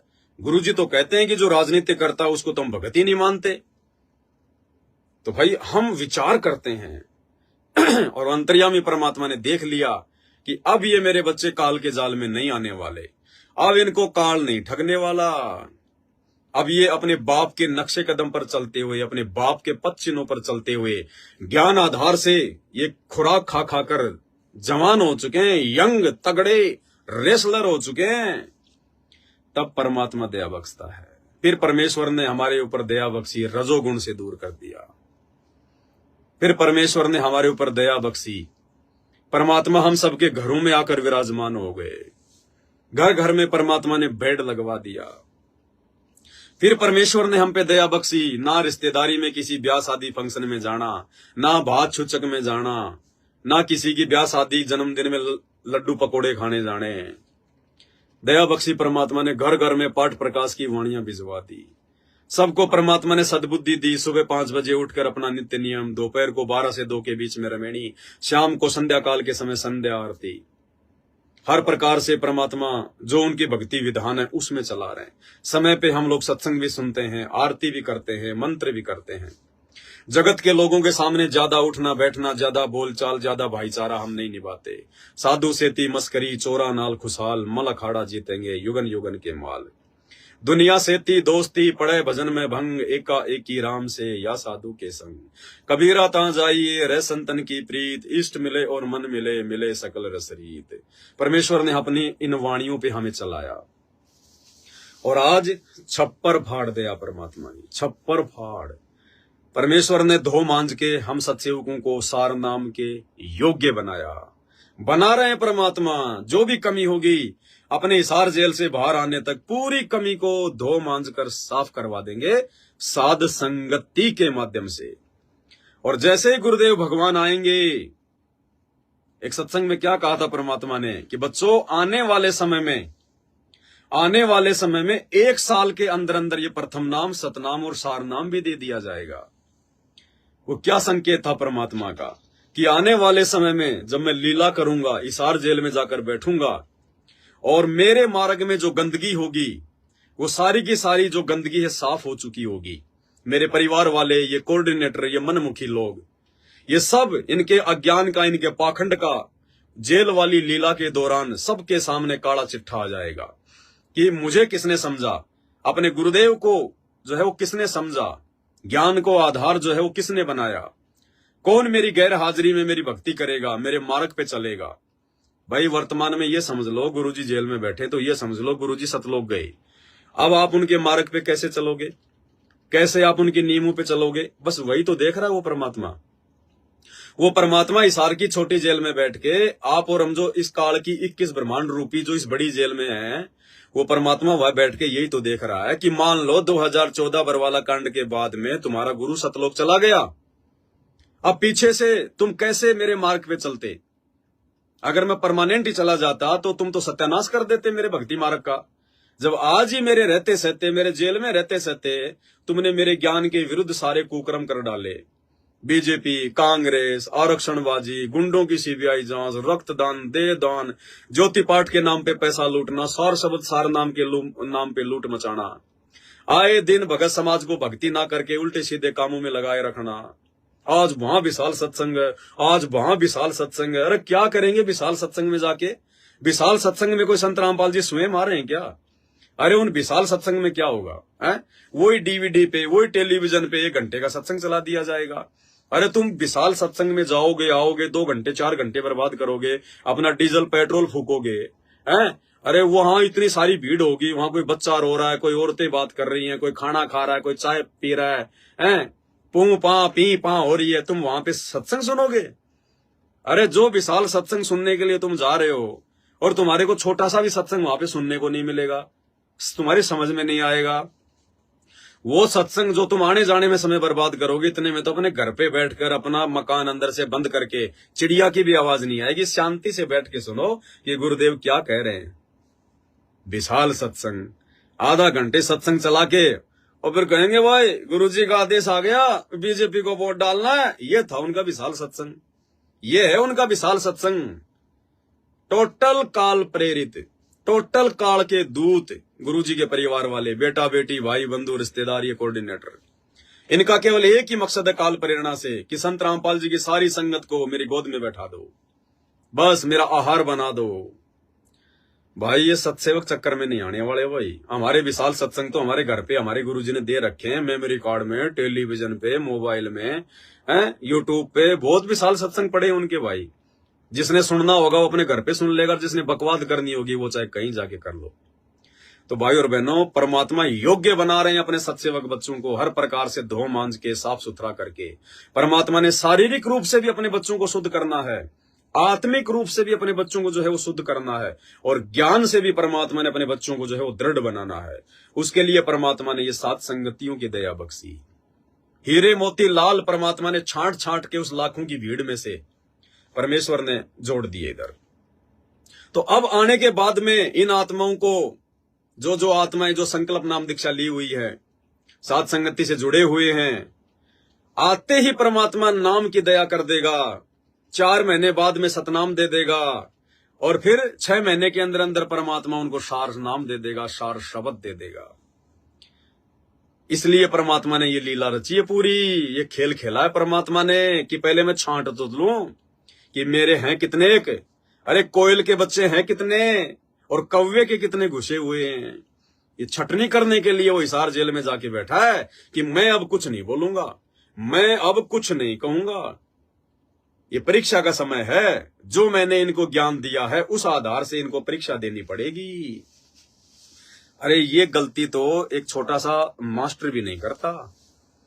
हम अपने बच्चे को स्कूल भेजते हैं, साल भर तक उसको पढ़ाता है, रिवीजन करवाता है, बार बार उसको रट्टा मरवाता है, और जब उस बच्चे की परीक्षा होती है तो वही टीचर जिसने साल भर तक पढ़ाया वही बच्चा एग्जाम हॉल में उस बच्चे को देखता रहता है, घूमता रहता है।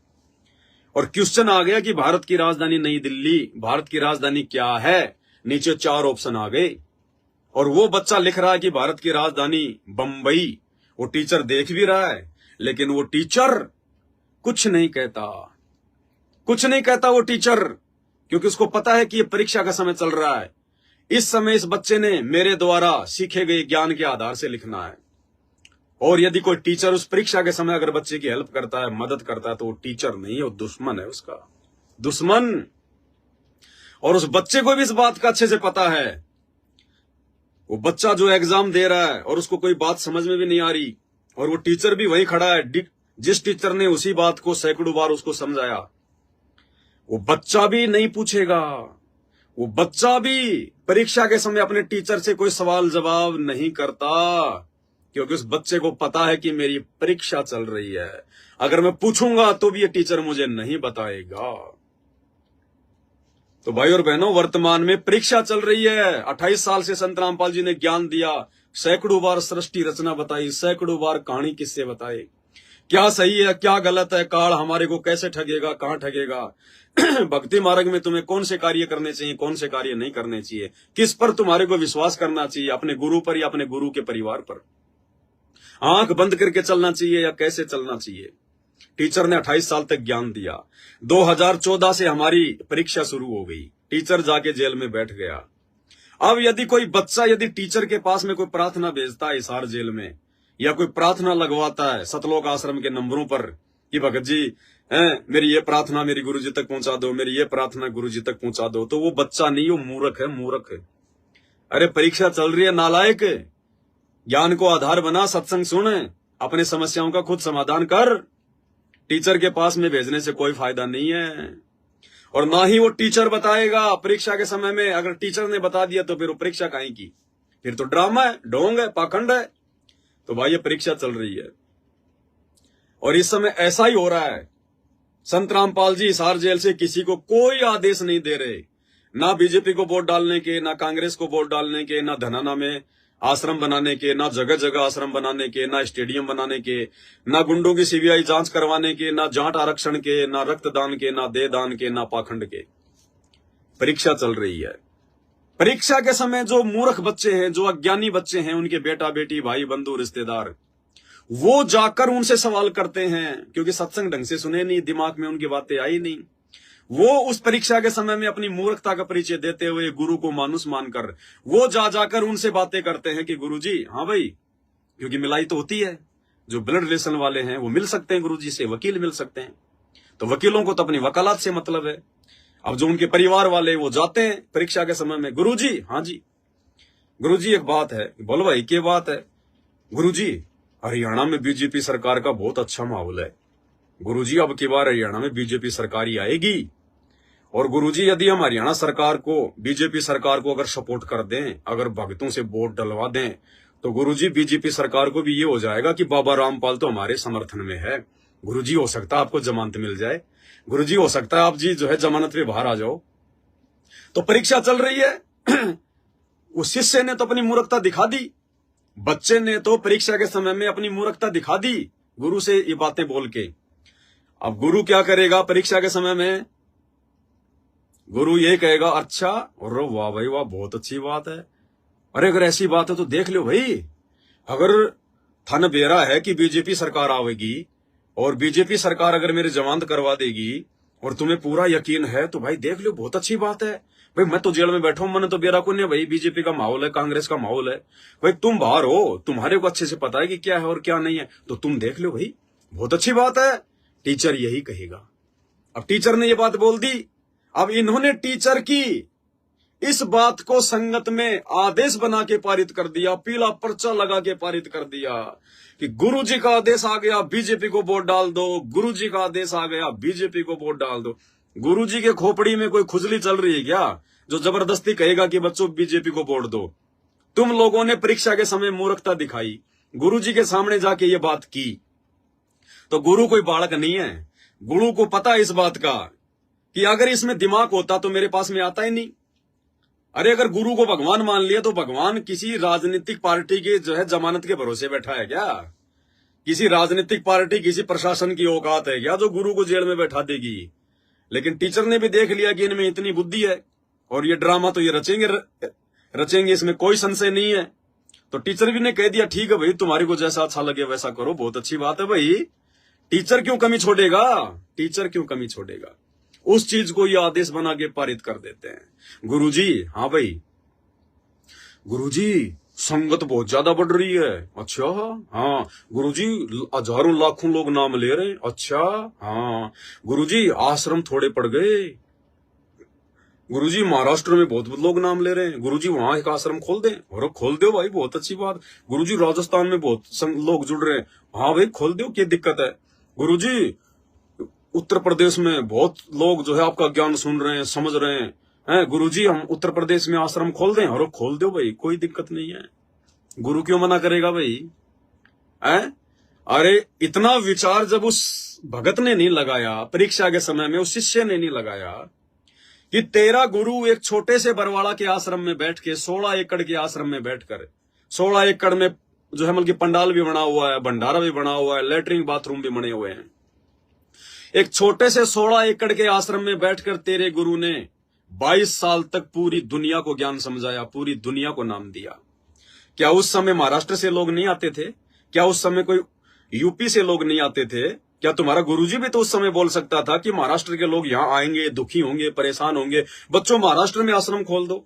बच्चों उत्तर प्रदेश के लोग यहाँ आएंगे, परेशान होंगे, अपना समय और धन बर्बाद करेंगे, बच्चों उत्तर प्रदेश में शामली में एक आश्रम खोल दो। भाई राजस्थान के लोग आएंगे जाएंगे, बच्चों राजस्थान में एक आश्रम खोल दो। अरे नेपाल तक में परमात्मा ने आश्रम नहीं खोला। नेपाल तो दूसरा देश है ना, लेकिन संत रामपाल जी ने आश्रम नहीं खोला कि जिसको भगवान चाहेगा बरवाड़ा में नाक रगड़ने आएगा। अरे जिसको ज्ञान समझ में आ गया और जो एक देश की सीमा को लांग के भी नहीं आ सकता, वो काहे का भगत है फिर? परमात्मा जा जाके सबके मुंह में थोड़ा कोई निवाड़ा देगा। जब भूख लगती है तो आदमी को खुद ही रोटी पानी की तलाश करनी पड़ती है। तो जिसको भगवान चाहिएगा, जिसको भक्ति चाहिएगी, क्या नेपाल, क्या पाकिस्तान, क्या अमेरिका, क्या कनाडा आएगा। और आया करते थे। पूरे विश्व में केवल एक ही आश्रम था, जबकि 10-15 देशों के लोगों ने नाम ले रखा था। और आज उनके जेल जाने के बाद में तुमने भगत समाज के दान धर्म के पैसे को, ज्योति पाठ के पैसे को इन पत्थरों में बर्बाद करवा दिया। क्या काम आएंगे पत्थर हमारे? और आज कौन सा उन पत्थरों में जो है वो सत्संग हो रहा है? आज कौन सा वहां पे सत्संग हो रहा है? सिर्फ महीने में 2 महीने में एक बार संगत को बुलाया जाता है, सत्संग के लिए नहीं।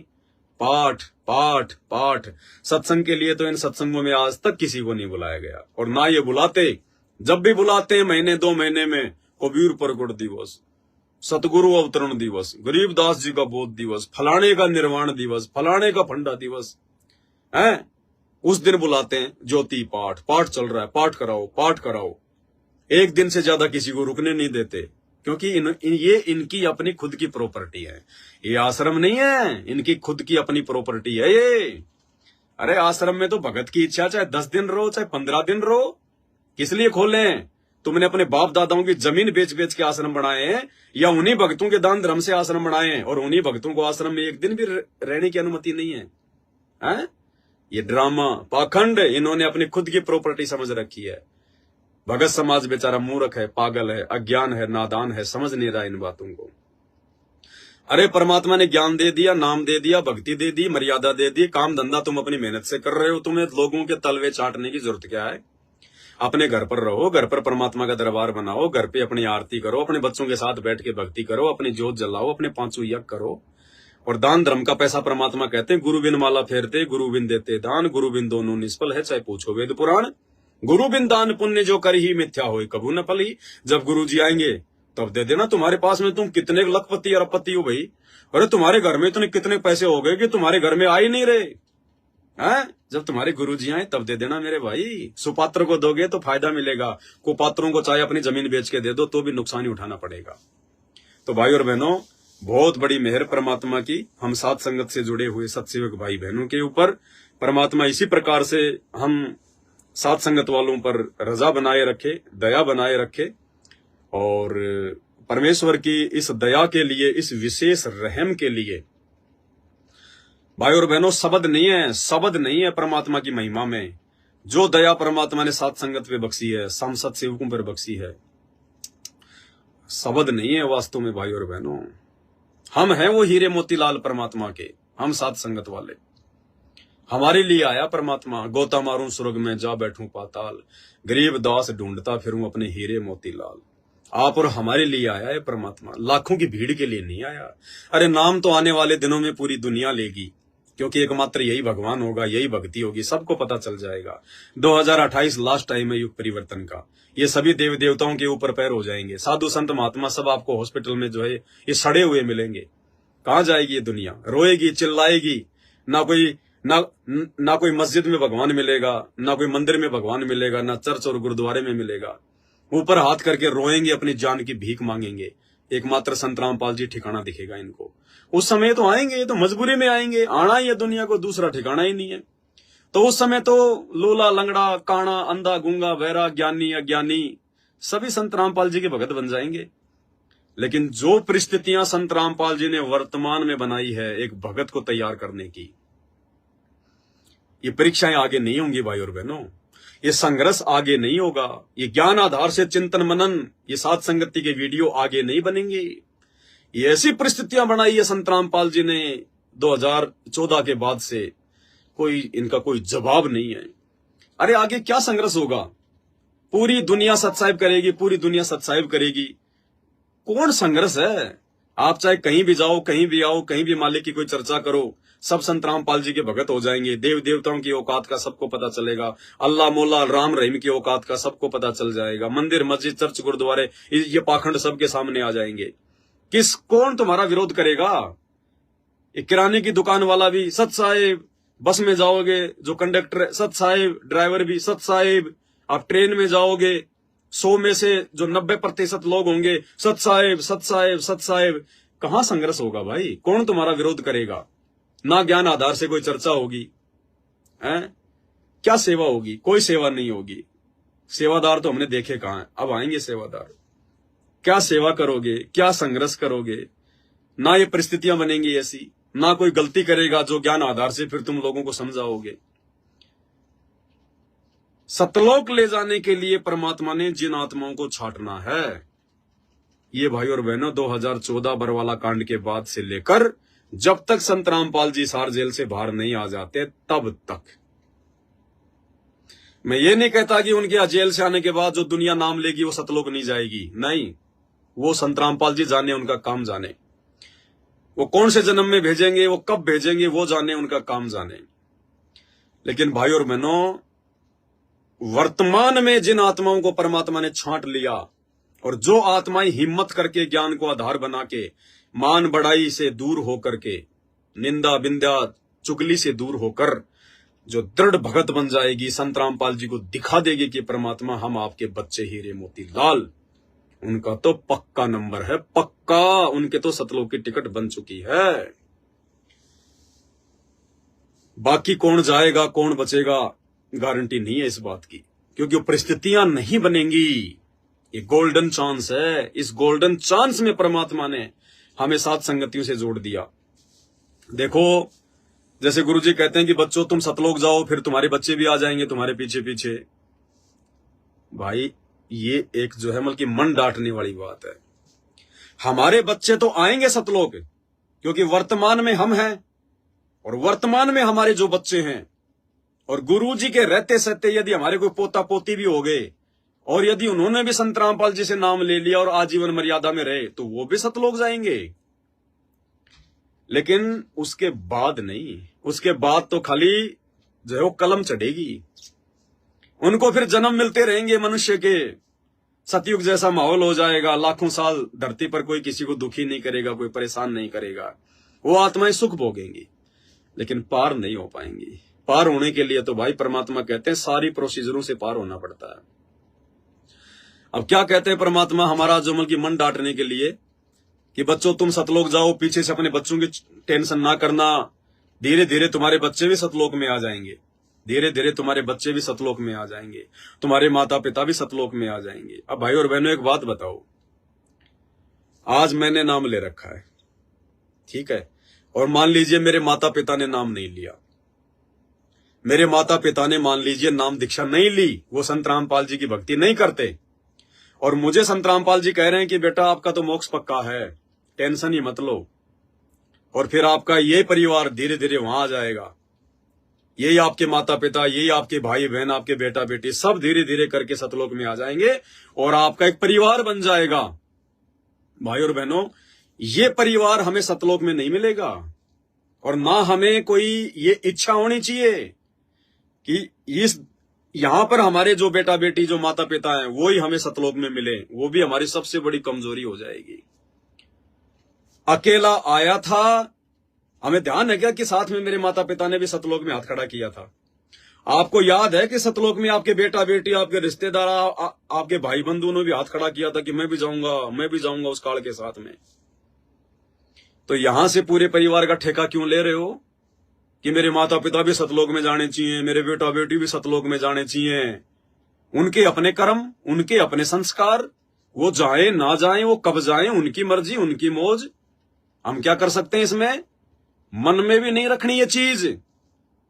और देखो, परमात्मा हमारा मन डांटने के लिए बोलते हैं कि तुम्हारा यही परिवार वहां इकट्ठा हो जाएगा।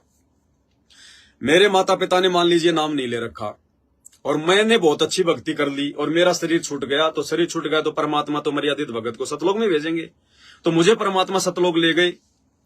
अब एक बात बताओ, मेरे माता पिता ने तो भक्ति शुरू नहीं की संत रामपाल जी की, फिर सतलोक में जब मेरा वहां पे जब मतलब जन्म होगा तो कौन से माता पिता से होगा? वो जिन्होंने संत रामपाल जी का नाम ही नहीं लिया, जिन्होंने भक्ति नहीं करी, जो मर गए। और मेरा सतलोक जाने का टाइम हो गया, मुझे गुरुजी सतलोक ले गए, तो सतलोक में मुझे कौन से माता पिता मिलेंगे? अगर यही परिवार अगर सतलोक में मिलेगा तो यहां वाले माँ बाप ने तो नाम ही नहीं लिया, और उनसे पहले तो मैं सतलोक चला गया, तो वहां मेरा जो जन्म होगा वो कौन से माता पिता से होगा? विचार करो भाई और बहनों, क्योंकि सतलोक जाएंगे तो एक बार तुम्हारा जन्म होगा ही होगा, और जन्म कैसे होगा? वहां पे माता पिता से होगा, उनके शब्द से होगा। तो कौन से माता पिता से हुआ? तो नए माता पिता मिल गए ना, या फिर ये वाले माता पिता परमात्मा ने भेजे, फिर मेरे को जन्म दिया, फिर वापस छोड़ा इन माता पिता को। तो इसी प्रकार भाई और बहनों, जो बेटा बेटी हैं, हमने उम्मीद नहीं करनी कि ये बेटा बेटी मेरे सतलोक में आए, तो फिर वो तो फिर ममता हो गई। अगर आपके मन में ये इच्छा हुई कि भगवान मेरा तो नंबर आ गया सतलोक का, और गुरुजी ने तो कह रखा कि तेरे बेटा बेटी भी आ जाएंगे, तो फिर तो हमें हमेशा एक मन की वो रहेगी मन में कि मेरा बेटा बेटी कब आएंगे, मेरे बेटा बेटी कब आएंगे, आएंगे कि नहीं आएंगे। तो फिर तो हमारी आस्था वहीं रहेगी, जहां आशा तहां भाषा हुई, मन कर्म वचन सुमरियो सोई। फिर वापस हमारे को यही गधा कुत्ता सूअर बनना पड़ेगा। जो गलती द्वापर में सुदर्शन सुपच ने की, जो गलती त्रेता में रानी इंद्रमती ने की, हमने उन गलतियों से शिक्षा लेनी है कि परमात्मा कहां क्या संकेत करते हैं। सुदर्शन का जाने का नंबर आ गया, परमात्मा मानसरोवर पे ले गए और कहा बेटा मन में कोई शंका, कोई इच्छा? बोले परमात्मा वैसे तो कोई इच्छा नहीं है, लेकिन मेरे माता पिता बहुत अच्छे थे, मेरे को कभी भक्ति से मना नहीं करते थे, ये परमात्मा उनको भी कभी अपनी शरण में लेना। इतनी सी कमजोरी थी, यही धक्के खा रहा है वो सुदर्शन सुपच। वो इंद्रमती मानसरोवर पे ले गए परमात्मा, बोले बेटी कोई उस गंदे लोग की कोई इच्छा, रिश्ते नाते परिवार में कोई इच्छा? बोले भगवान आपने ऐसा ज्ञान दे दिया, फिर भी कोई इच्छा रहेगी?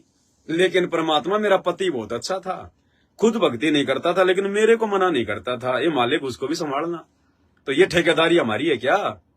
अरे उस बाप की जिम्मेदारी है, परमात्मा की जिम्मेदारी है, लेकिन वो ठेकेदार नहीं बन गई, वो ठेकेदार नहीं बन गई, वो रानी इंद्रमती। इतनी सी गलती नीचे गिरा दिया भगवान ने, आज भी यही धक्के खा रही है। तो भाई और बहनों, हमने केवल अपने आत्म कल्याण की सोचनी है। ये बेटा बेटी, माँ बाप, भाई बंधु, रिश्तेदार भक्ति करेंगे तो पार होंगे, नहीं तो बाढ़ में जाओ। धर्मदास वाली गलती हमने नहीं करनी है। इस मोह ममता को पूरी तरह से साफ करना है मालिक के ज्ञान आधार से। हमने चक्कर में नहीं पड़ना इनके, ये तो हमारे ऋण संबंधी हैं, दुश्मन है हमारे। अरे माता पिता, बेटा बेटी, रिश्तेदार तो हमारे ऋण संबंधी है पिछले जन्मों के, जिनका हमने ले रखा या किसी ने हमारा लिया हुआ है। मैंने किसी को सता रखा या किसी ने मेरे को सता रखा है, वो अपना बदला लेने के लिए हमारे बेटा बेटी, भाई बंधु, रिश्तेदारों के रूप में आए हुए हैं। जैसे आज कोई बाप मतलब जगत में अपने बच्चों की शादी करता है, एक बाप ने अपनी बेटी की शादी में कितना खर्चा करना पड़ता है? आप देख लो, संत रामपाल जी के भक्तों के अलावा गार्डन लेना पड़ेगा। अगर शहर में रहता है तो मैरिज गार्डन करना पड़ेगा। अब 4 से 5 लाख रुपए बिना तो वो मैरिज गार्डन नहीं होता 2 दिन के लिए। फिर 200-300 आदमी आएंगे, कम से कम 2.5-3 लाख रुपया उनका 56 प्रकार का भोजन बनाने में। दुनिया भर का गहना लेना देना, ज्वेलरी वगैरह, कपड़े लत्ते, गाड़ी घोड़े, कितना खर्चा, कम से कम 20 से 25 लाख रुपए शहर में एक नॉर्मल फैमिली अगर शादी करती है अपने बच्ची की तो लगते हैं। अब क्या था, आज वो जिस बेटी की शादी कर रहा है 25 लाख रुपए अपनी मेहनत का पैसा गधे बैल की तरह कमा कमा के फिर 25 लाख रुपए 2 दिन में जो है बल्कि बर्बाद कर रहा है। ऊपर से दहेज दे रहा है, कोई स्कॉर्पियो गाड़ी देता है, कोई फॉर्च्यूनर देता है, कोई 20 लाख देता है, कोई 5 लाख देता है। यानी वो लाखों रुपए का खर्चा जो बाप आप आज अपनी बेटी के ऊपर उसको घर से विदा करते समय कर रहा है, वो क्या है, उस बाप ने पिछले जन्म में उस बेटी का पैसा खा रखा है, किसी व्यक्ति का पैसा खा रखा है। और अब वो व्यक्ति क्या करेगा, इस जन्म में उसका जवाई बनेगा और जवाई बनके वो पैसा तो लेगा ही लेगा, स्कॉर्पियो तो लेगा ही लेगा, पिछले जन्म का हिसाब किताब तो पूरा करेगा ही करेगा। टीके में लगन में 1.25 लाख रुपए 5 लाख रुपए तो लेगा ही लेगा, साथ में उसकी बेटी और लेके जाएगा। पैसे ले गया, साथ में बेटी ले गया, बदला पूरा। तो ये हमारे दुश्मन हैं।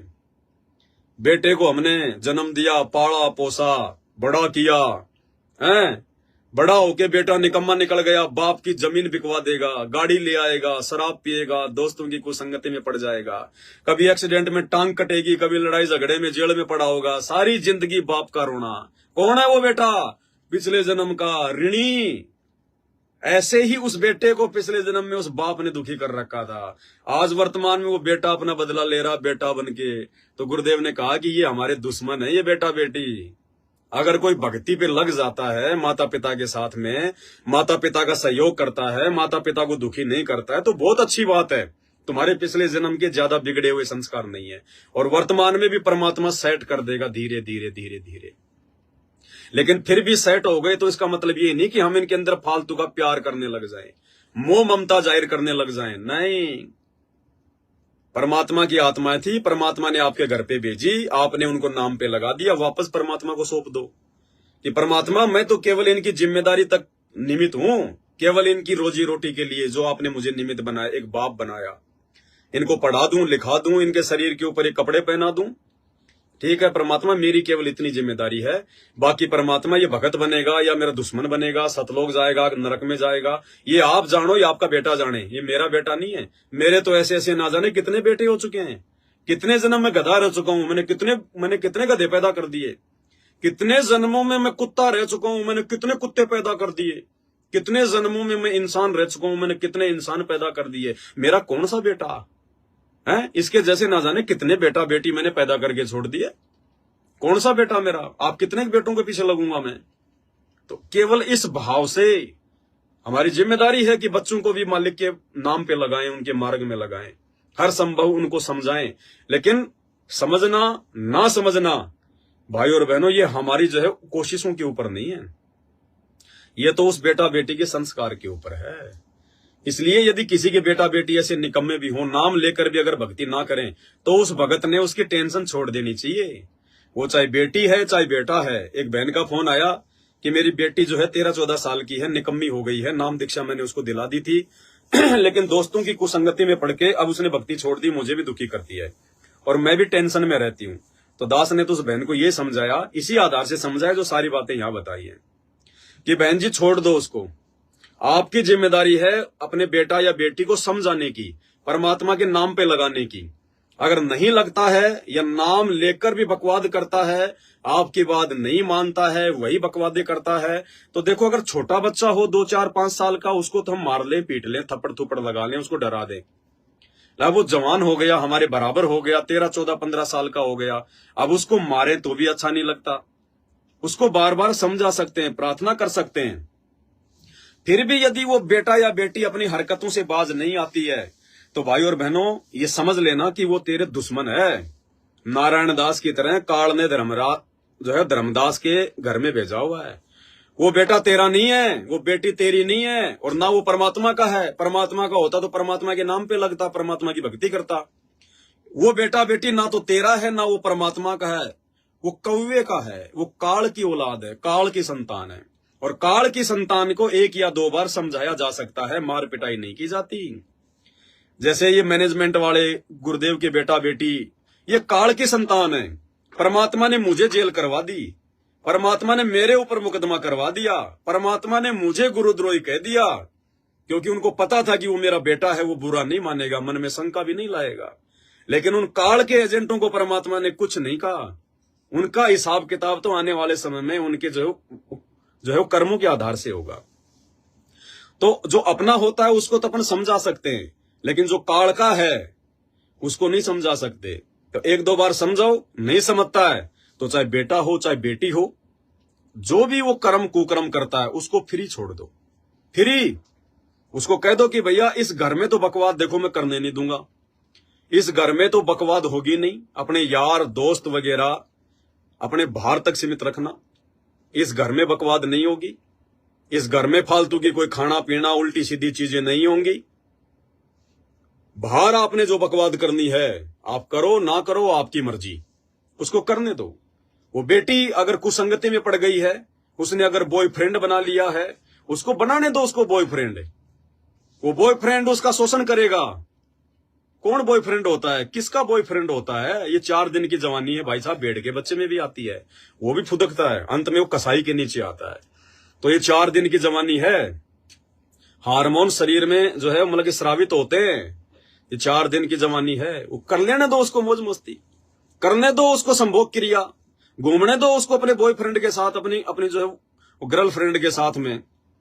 यहां कोई जब एक बात बताओ, जब तुम अपने माँ बाप के नहीं हो रहे, जो तुम्हारे को सही रास्ता दिखा रहे हैं, तुम्हारे को सच्चा रास्ता दिखा रहे हैं, जो बेटा बेटी अपने माँ बाप के नहीं हो सके, उस बेटा बेटी का वो बॉयफ्रेंड कहां से हो जाएगा, वो गर्लफ्रेंड उसकी कहां से हो जाएगी? हमें गुरुजी सत्संग में एक किस्सा सुनाते हैं कि ऐसे ही कोई निकम्मा बेटा था और उसकी माँ बेचारी विधवा हो गई थी। बड़ी मुश्किल से पाल पोस के अपने बच्चे को उसने बड़ा किया। बड़ा होके वो लड़का कुसंगति में पड़ गया, एक जोमल की मतलब वेश्या के चक्कर में पड़ गया। और वेश्या ने उसे कहा कि मुझे तेरी माँ का जो है दिल निकाल के लेके आ। पहले आता था, ये गाने वगैरह भी आते थे, किस्से भी आते थे पहले, लेकिन परमात्मा ने बताया कि भले ही ये कहानियां हैं लेकिन इनको हकीकत समझना चाहिए। उस वेश्या ने कहा कि मुझे अपनी माँ का दिल लाके दे, तब मैं तेरे से प्यार करूं, तब मैं तेरे से शादी करूं। वो निकम्मा लेके चक्कू निकल पड़ा, अपनी माँ को मार दिया। माँ का जो दिल है, जो कलेजा है, वो लेके चल पड़ा। रास्ते में दारू पी रखी थी, नशे में था, रास्ते में ठोकर लग गई, वो कलेजा हाथ से छूट के नीचे गिर गया। तो गुरुदेव ने बताया कि वो कलेजे से भी आवाज निकली कि बेटा तुझे चोट तो नहीं लगी, बेटा तुझे चोट तो नहीं लगी। यानी माँ बाप की ममता न्यारी होती है। वो लेके कलेजा उस वेश्या के पास गया, तो वेश्या ने भी उसको धमका दिया, उसको थप्पड़ मारे। बोला निकल जा नालायक यहां से, कमीने। बोला क्यों, जो तूने कहा मैंने वही तो किया। बोले अरे गधे इंसान, जो अपने माँ बाप का नहीं हो सका। अरे तू मुझे क्या जानता, तू मुझे क्या पहचानता? 4 दिन पहले तेरा मेरा संपर्क हुआ है।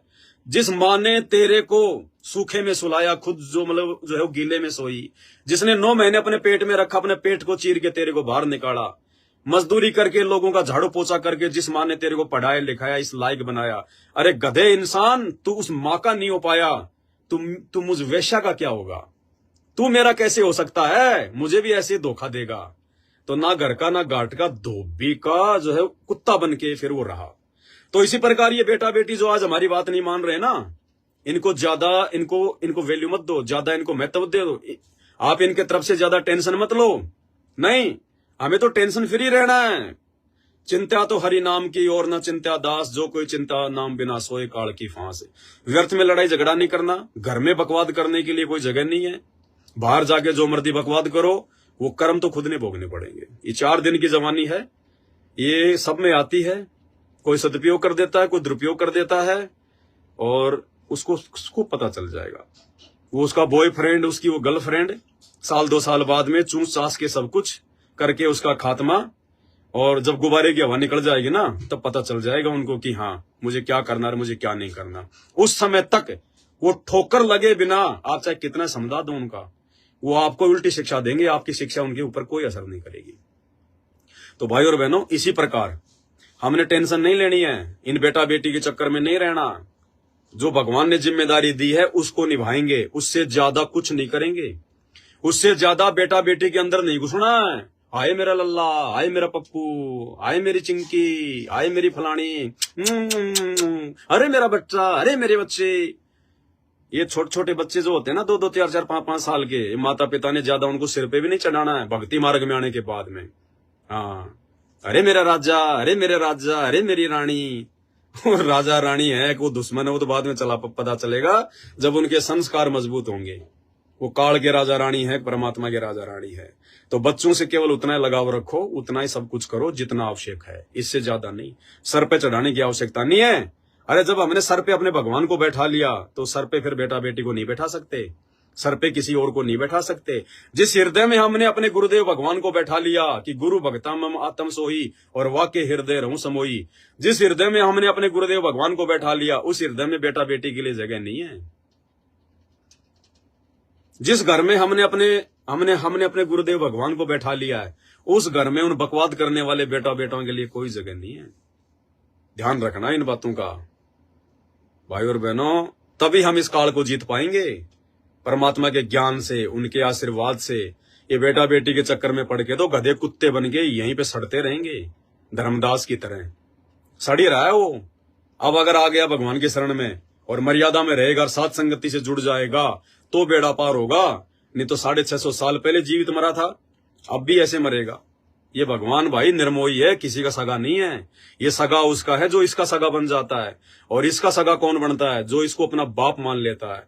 वो हाथ अपना रख दे सिर पर जिसने मान गुरु को बाप लिया, जिसने ना बिनासी का नाप लिया, उन्हें जाने अजपा जाप लिया, विषयों से मुखड़ा मोड़ लिया, सायब से नाता जोड़ लिया। देखो सारी बातें वही आ रही हैं। कब बनेंगे हम भगत? कब हम अपने गुरुजी के हृदय में समाएंगे? विषयों से मुखड़ा मोड़ लिया। काम क्रोध लोभ लालच अहंकार ये विषय विकार हैं। विषयों से मुखड़ा मोड़ लिया, सायब से नाता जोड़ लिया।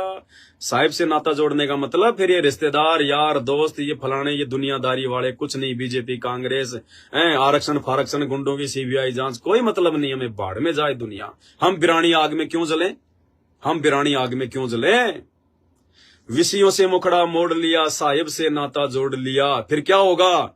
वो हाथ अपना धर दे सिर पर जिसने मान गुरु को बाप लिया।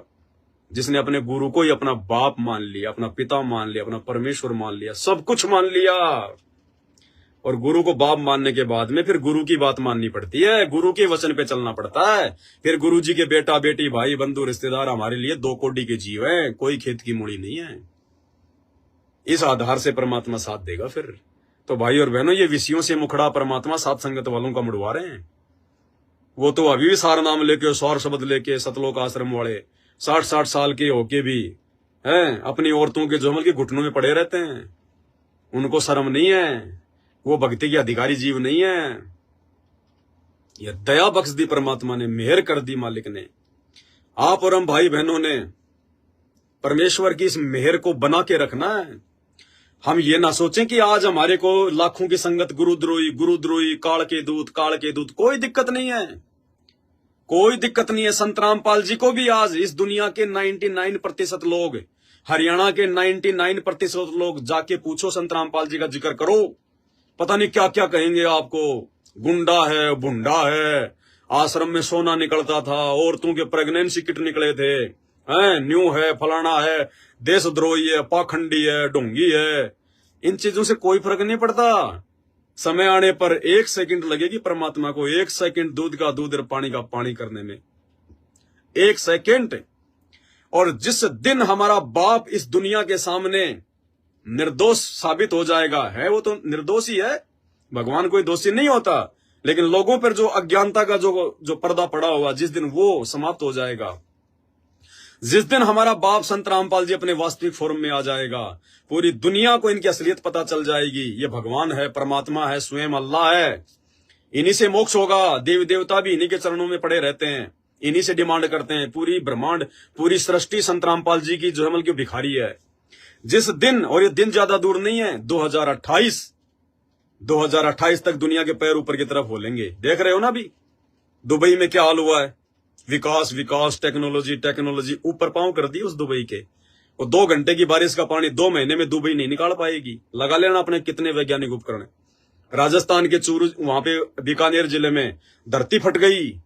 रेगिस्तान में 200 फीट का गड्ढा हो गया। क्या ये संकेत? चाइना में इतनी भयंकर बाढ़ आ रखी है। चाइना में 1000 साल में भी चाइना में कभी इतनी भयंकर बारिश नहीं हुई। शहर के शहर डूब गए उसके। और अभी तो शुरुआत है, 2024 अभी हुआ ही है, अभी तो अप्रैल चल रहा है। 28 तक ये युग परिवर्तन का समय है। ये अल्लाह, मौला, खुदा, भगवान, ईश्वर, परमात्मा हैं, मंदिर, मस्जिद, चर्च, गुरुद्वारे सबके पैर ऊपर हो जाएंगे, सबके पैर ऊपर। पूरी दुनिया को समझ में आ जाएगा कि दुनिया का तारणहार कौन है, दुनिया का मालिक कौन है, हमारा रक्षक कौन है, हमारे बच्चों का रक्षक कौन है, हारे का सहारा कौन है। अभी तो एक कटी गर्दन के भगवान पूज रहे हो, हारेगा सारा, हारेगा सारा। आने वाले समय में पता चलेगा हारेगा सारा बाबा रामपाल हमारा, तब पता चलेगा हारेगा सारा कौन है। तो भाई और बहनों, उस समय ये पूरी दुनिया उनके चरणों में होगी, उनके कदमों में होगी। और जिस समय वो पूरी दुनिया के सामने पाक साफ होके सामने आएंगे, उस समय हम उनके बच्चे सत्सेवक तो ऑटोमेटिक ही पाक साफ हो जाएंगे। ऑटोमेटिक। एक तीर से परमात्मा अनेकों शिकार करता है। परमात्मा अपने आप को भगवान भी जनवा देगा, दुनिया को उसकी औकात भी याद दिला देगा, और आने वाले समय में पूरी दुनिया को अपने चरणों में भी ले लेगा। अपने मार्ग से, अपने पंथ से परमात्मा एक गंदगी भी छांट देगा। अपने भक्तों की भी जेल में बैठ के परमात्मा छटनी कर लेगा। सारे काम थारी महिमा अपरम पारी, जय बोलो बंदी छोड़ की। तो भाई और बहनों, हमने टेंशन नहीं लेनी है कि गुरुजी का परिवार हमारे से राग द्वेष करके, हम जो उनके धार्मिक धंधे में रुकावट बने हुए हैं ना, उनके हर पाखंड के ऊपर वीडियो बनाते हैं, संगत को समझाते हैं। लोगों ने वहां जाना छोड़ दिया, दान धर्म का पैसा देना छोड़ दिया। जिन जिन को बात समझ में आ गई, उनको, सबको नहीं, उनको पता है। इसलिए तो पवनदास के पीछे लग रहे हैं, हर प्रकार से हाथ धो के। अरे लगे रहो, तुम्हारे हाथ धोने से क्या होगा, तुम चाहे मुंह धो के लग जाओ।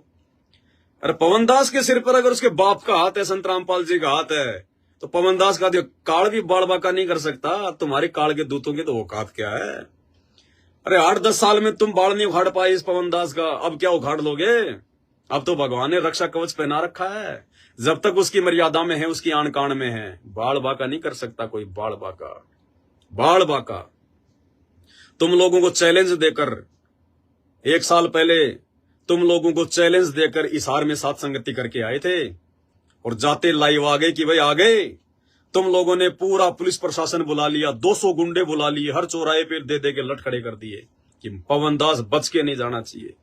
अरे पवनदास तो छोड़ो, 200 आदमी पहुंचे थे सुबह सुबह, फिर तो तुमने एंट्री बंद करवा दी, वरना हजारों आते। पवनदास तो छोड़ो, 200 भक्तों में से तुम किसी का बाल बाका नहीं कर पाए, एक का भी। यह है समर्थ की शक्ति। ऐसे परमात्मा अपने बच्चों के साथ में रहता है। मुकदमा तुमने करके देख लिया, मुझ पवनदास को जेल तुमने करवा के देख ली। जमानत के टाइम पे 5-5 वकील तुम लोगों ने जो है बल्कि खड़े कर दिए, टॉप मोस्ट की जमानत नहीं होनी चाहिए। परमात्मा ने जमानत भी करवाई, बंदी छोड़ है। और जेल से आने के बाद में फिर परमात्मा ने सात संगतियां जोर शोर से चलाई। भाई जिसको भगवान खड़ा करता है ना, उसको भगवान ही बैठा सकता है, दूसरा किसी की औकात नहीं है। बाकी तो अपने जो है बल्कि कर्म फोड़ सकते हैं, इससे ज्यादा कुछ नहीं है।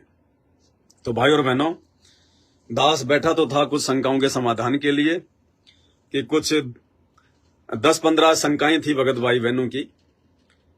लेकिन देखो वही बात है, दास की कोई औकात नहीं है, दास की अपनी मर्जी नहीं चलती है।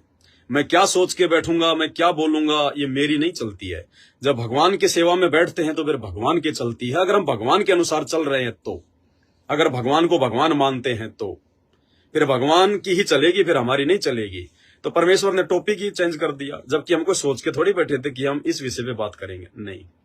और देखो कैसे 2 घंटे निकल गए। कैसे 2 घंटे निकल गए भाई और बहनों, पता नहीं चलता इस मालिक की चर्चा में, इसकी महिमा में। तो ये मालिक की दया है, परमात्मा की प्रार्थना जो है ये दया है। शंका समाधान फिर कर लेंगे, कल कर लेंगे मालिक की दया से। और बहुत बड़ी मेहर है परमात्मा की, बहुत बड़ी मेहर। इस मेहर को यदि कोई नालायक अपनी कमजोरी के चलते अगर सात संगति से हटकर अगर दूर कर लिया तो भाई वो तो निर्भाग्य आदमी है। उससे बड़ा तो निर्भाग्य आदमी धरती पे कोई नहीं, सृष्टि में कोई नहीं, जो सात संगति से जुड़कर इतना ज्ञान लेकर भी अगर अपनी मनमुखी अगर किसी भी कारण से अगर सात संगति से दूर हो जाता है, उससे बड़ा तो धरती पर कोई निर्भाग्य आदमी नहीं है। और उससे बड़ा कोई सौभाग्यशाली भी आत्मा नहीं है कोई धरती पर जो सात संगति से जुड़ा हुआ है। हम एक ही गुरु के चेले हैं, उन्होंने एक समान ज्ञान दिया है। उनकी बुद्धि सतलोक आश्रम मैनेजमेंट वालों की, गुरुजी के परिवार वालों की रसातल में है, पाताल में। आप और हमारी बुद्धि परमात्मा ने सतलोक में पहुंचा दी। इतना अंतर है बिल्कुल दिन रात का। सात संगत से जुड़े हुए भाई बहन और सतलोक आश्रमों से जुड़े हुए भाई बहन, भले वो कितनी अच्छी आत्माएं बेचारी, लेकिन उनके संस्कार कमजोर हैं। उनके आचार विचार व्यवहार बोल चाल रहन सहन भक्ति भाव मर्यादा रात दिन का अंतर है, रात दिन का अंतर। और हमें इस बात का दुख है, यदि गुरुदेव के हिसार जेल से बाहर आने से पहले पहले यदि कोई आत्मा सात संगति से नहीं जुड़ी, अपनी मर्यादाओं को ठीक नहीं किया, कुकर्म और पाखंडों में मैनेजमेंट का साथ देना नहीं छोड़ा, वो आत्मा मनुष्य जन्म प्राप्त करके भी यहीं रह जाएगी। और फिर लंबा चक्कर, ना जाने वर्तमान की भक्ति को काल पता नहीं कहां कहां बर्बाद करवाएगा, ब्रह्मा विष्णु महेश बनाएगा, असंख्य युग बीत जाएंगे। अरे यहां तो ये छोटा सा मनुष्य जीवन काटना भी मुश्किल हो गया। रियलिटी है भाई और बहनों, सात संगत से जुड़े हुए भाई बहन है जिनको ज्ञान समझ में आ गया। मान लीजिए मुझ दास को 30 साल की उम्र में मुझे भगवान मिला, अभी मेरी 40 साल की उम्र है। 10 साल पहले मुझे परमात्मा मिले 2013 में। अब मेरी 40 साल की उम्र हो गई, अब ज्ञान समझ में आ गया। भाई और बहनों, मेरे लिए एक दिन काटना मुश्किल हो रहा है, एक एक दिन काटना मुश्किल हो रहा है। अरदास करता हूं कि परमात्मा अगर योग्य समझो तो भले इसी समय अपना विमान लेके आ जाओ परमात्मा, ये दास पीछे मुड़कर भी नहीं देखेगा। कौन बेटा बेटी, कौन रिश्तेदार, कौन गांव, कौन कोठी, कौन काम धंधा, कुछ नहीं। परमात्मा पीछे मुड़ के भी नहीं देखूंगा मालिक, तुरंत जाके सीट पे बैठ जाऊंगा। मतलब अगर कोई ये कहे ना कि पवनदास तू जो मिल 10 साल और जिएगा, तो मेरे लिए पहाड़ हो रहे हैं, पहाड़, वो 10 साल काटना पहाड़ हो रहे हैं। ये हाल है वर्तमान में, मालिक की दया से, गुरुदेव के आशीर्वाद से होता है ये, वैसे नहीं। और इतनी दृढ़ता हम सब भाई बहनों के अंदर आ जानी चाहिए। आप ये ना देखो कि भाई हम तो मतलब बुढ़ापे में सतलोक जाएंगे या परमात्मा कोई मतलब जो मतलब बुढ़ापे में लेके जाएगा, नहीं। हमें टेंशन नहीं होनी चाहिए फिर इस बात की। अगर हमें इस बात की टेंशन है कि मैं अगर मर गया जवानी में, मेरे बच्चे तो 10-10 साल के हैं, मैं तो किराए के मकान में रहता हूं, अभी तक तो मकान भी नहीं बना पाया, मैं आज ही सतलोक चला गया तो पीछे से मेरे बच्चों का क्या होगा, मकान बना पाएंगे नहीं बना पाएंगे, बच्चे ढंग से कोई काम कर पाएंगे या नहीं कर पाएंगे, तो फिर काहे का भगत, काहे की भक्ति कर रहे हैं फिर अपन। तू ठेकेदार है क्या बच्चों का? तू तेरे बच्चों को कराएगा क्या? अगर तेरे बच्चे के पैदा होते अगर तुम मर जाता तो फिर वो भगत जा नहीं सकता सतलोक। भले वो भक्ति कर रहा है लेकिन वो ड्रामा कर रहा है। अरे भगवान तो कहते हैं जीवन तो थोड़ा ही भला जय सत्य सुमरण होए, और ये लाख बरस का जीवना लेखत रहे ना कोई। हमने तो इंतजार करना चाहिए भगवान। अरे काहे की जवानी, काहे का बुढ़ापा, बुढ़ापे में तो नरक हो जाएगा ये जीवन, नरक। ना भक्ति कर पाओगे ना मंत्र कर पाओगे, बुढ़ापे में तो ठग लेगा ये मन। कभी पोते होंगे, कभी उन पोतों के पोते होंगे, कभी बेटी का पोता आएगा, उसका दोहता आएगा, ले लो दादाजी, अरे ले ले तेरा नाना जी, तेरा नाना जी, पुछ पुछ करते रहना फिर उनके। वो मोह ममता, फिर काल, फिर वो सोबरी ऋषि की तरह वो मगरमच्छ के बच्चों को देखकर उनको लोट पलेटा मारता हुआ देखकर वो भ्रमित हो गया। ऐसे बुढ़ापे में काल, क्योंकि बुढ़ापे में बुद्धि भी सटक जाती है, बुढ़ापे में बुद्धि भी सटक जाती है, शरीर भी काम करना छोड़ जाता है। और इतना सुख दे देगा भगवान, इतना सुख दे देगा। फिर परमात्मा कहते हैं अड़े सतलोक हो रहा है, क्या करेंगे सतलोक में, अड़े सतलोक हो रहा है। उससे पहले पहले परमात्मा से अरदास करो। अरे पीछे से भगवान संभालेगा उन बेटा बेटियों को, वो परमात्मा का काम है जो पूरी दुनिया संभाल रहा है। क्या वो तेरे बच्चे नहीं संभालेगा? अरे तू तो भगत है, तेरे बच्चे भगत हैं। दुनिया मरे वो तो सोचे, तू क्यों सोच रहा है नालायक? अगर 40 साल की उम्र तेरी है, तेरे बच्चे अगर 8-8 साल के 5-5 साल के हैं, और भगवान अगर आ गए विमान लेके, तो चढ़ ले दौड़ के। बेटा बेटी को लेके मत सोचना कि आजा बेटा, आजा आजा आजा भगतमती, आजा आजा। भाड़ में जाए भगतमती, भाड़ में जाए बेटा बेटी। पैरों में चप्पल नहीं है तो चप्पल भी पहनने की मत सोचना कि मैं चप्पल पहन लूं, इतने में तो निकल जाएगा विमान। दौड़ लो खींच के। पीछे से परमात्मा का काम है। बेटा कब आएगा, बेटी कब आएगी, उनके संस्कार, उनकी भक्ति। मैं सतलोक से आया था, वो बेटा बेटी साथ में लेके आया था क्या, जो साथ में लेके जाऊंगा? अरे भगवान का काम है। अरे जो भगवान इन जगत वालों को संभाल रहा है, जगत में जो भगत नहीं है और जिनके बेटा बेटी मतलब पैदा होते जिनकी मौत हो जाती है, आज उनके बच्चे भी IAS अधिकारी बने हुए हैं, बड़े बड़े सरकारी पदों पे हैं। आज उन्होंने जो अमल की कोठियां बना रखी हैं, उनके तो माता पिता होते मर गए थे। उनको किसने दिया? भगवान ने, संत रामपाल जी ने, इसी कबीर भगवान ने। लेकिन कैसे दिया? उनके संस्कार से। और तुम्हें भगवान ने शरण में ले लिया, तेरे बच्चे भगवान की जो है अमल की भक्ति कर रहे, तो तेरे तो बच्चों के संस्कार भी अच्छे, और संस्कार अगर अच्छे ना भी हो तो तेरे मरने के बाद तो वो भगवान के भगत हो गए। वो तो भगवान तो संस्कार से भी ज्यादा दे सकता है। अरे जब भगवान सरगुण रूप में, संत रूप में धरती पे आके प्रकट होता, अपना नाम देता है, तो परमात्मा भाग्य से ज्यादा दे सकता है। तो तेरे को तो किसी भी हाल में टेंशन ही नहीं होनी चाहिए।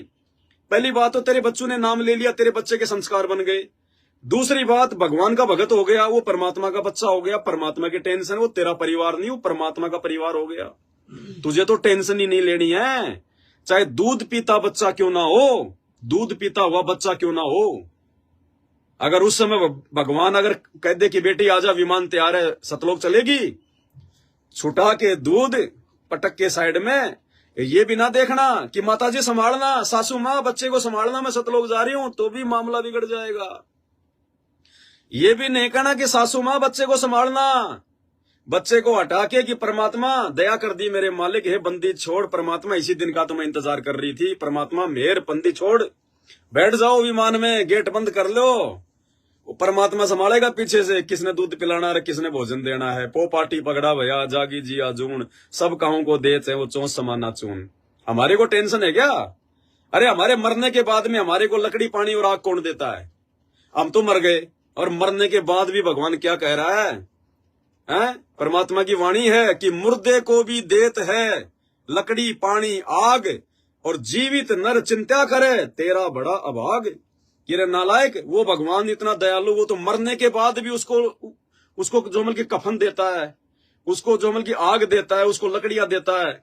और तू जितने जी टेंशन कर रहा है, जितने जी तू चिंता कर रहा है, तो तेरे से बड़ा निर्भाग्य प्राणी और कौन होगा? भाई और बहनों, अब गलतियां नहीं करनी जो गलतियां आज से पहले हम करते हुए आए।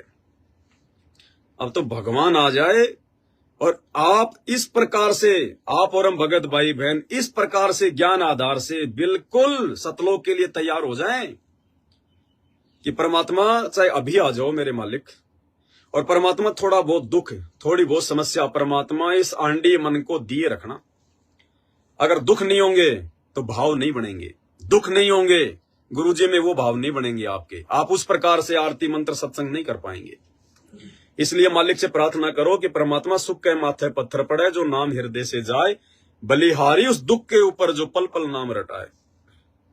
और जिसको परमात्मा ने सतलोक लेके जाना होगा, जिसकी भक्ति को परमात्मा ने सफल कराना होगा, उसको परमात्मा यहाँ पे हल्का फुल्का दर्द दुख दिए रखेगा। और अगर आप भक्ति कर रहे हैं और छोटी मोटी कोई परेशानी आपके जीवन में है, शुक्र मनाओ संत रामपाल जी भगवान का, शुक्र मनाओ कि वो परेशानी बार बार आपको गुरुजी याद दिला रही है, बार बार वो परेशानी आपको परमात्मा याद दिला रही है, बार बार उस परेशानी में आप हमेशा आप अपने गुरुजी से अरदास कर रहे हो, माफी मांग रहे हो, ये परमात्मा दया करना, हे मालिक आप ही हो, और कौन है परमात्मा, हे परमेश्वर, हे बंदी छोड़। शुक्र मनाओ कि वो परेशानी आपको भगवान रटा रही है। बाकी जिनको सुख है उनको जाके पूछ लो, वो पत्थरों में पैसा लगवा रहे, भक्तों का बर्बाद कर रहे हैं उस पैसे को।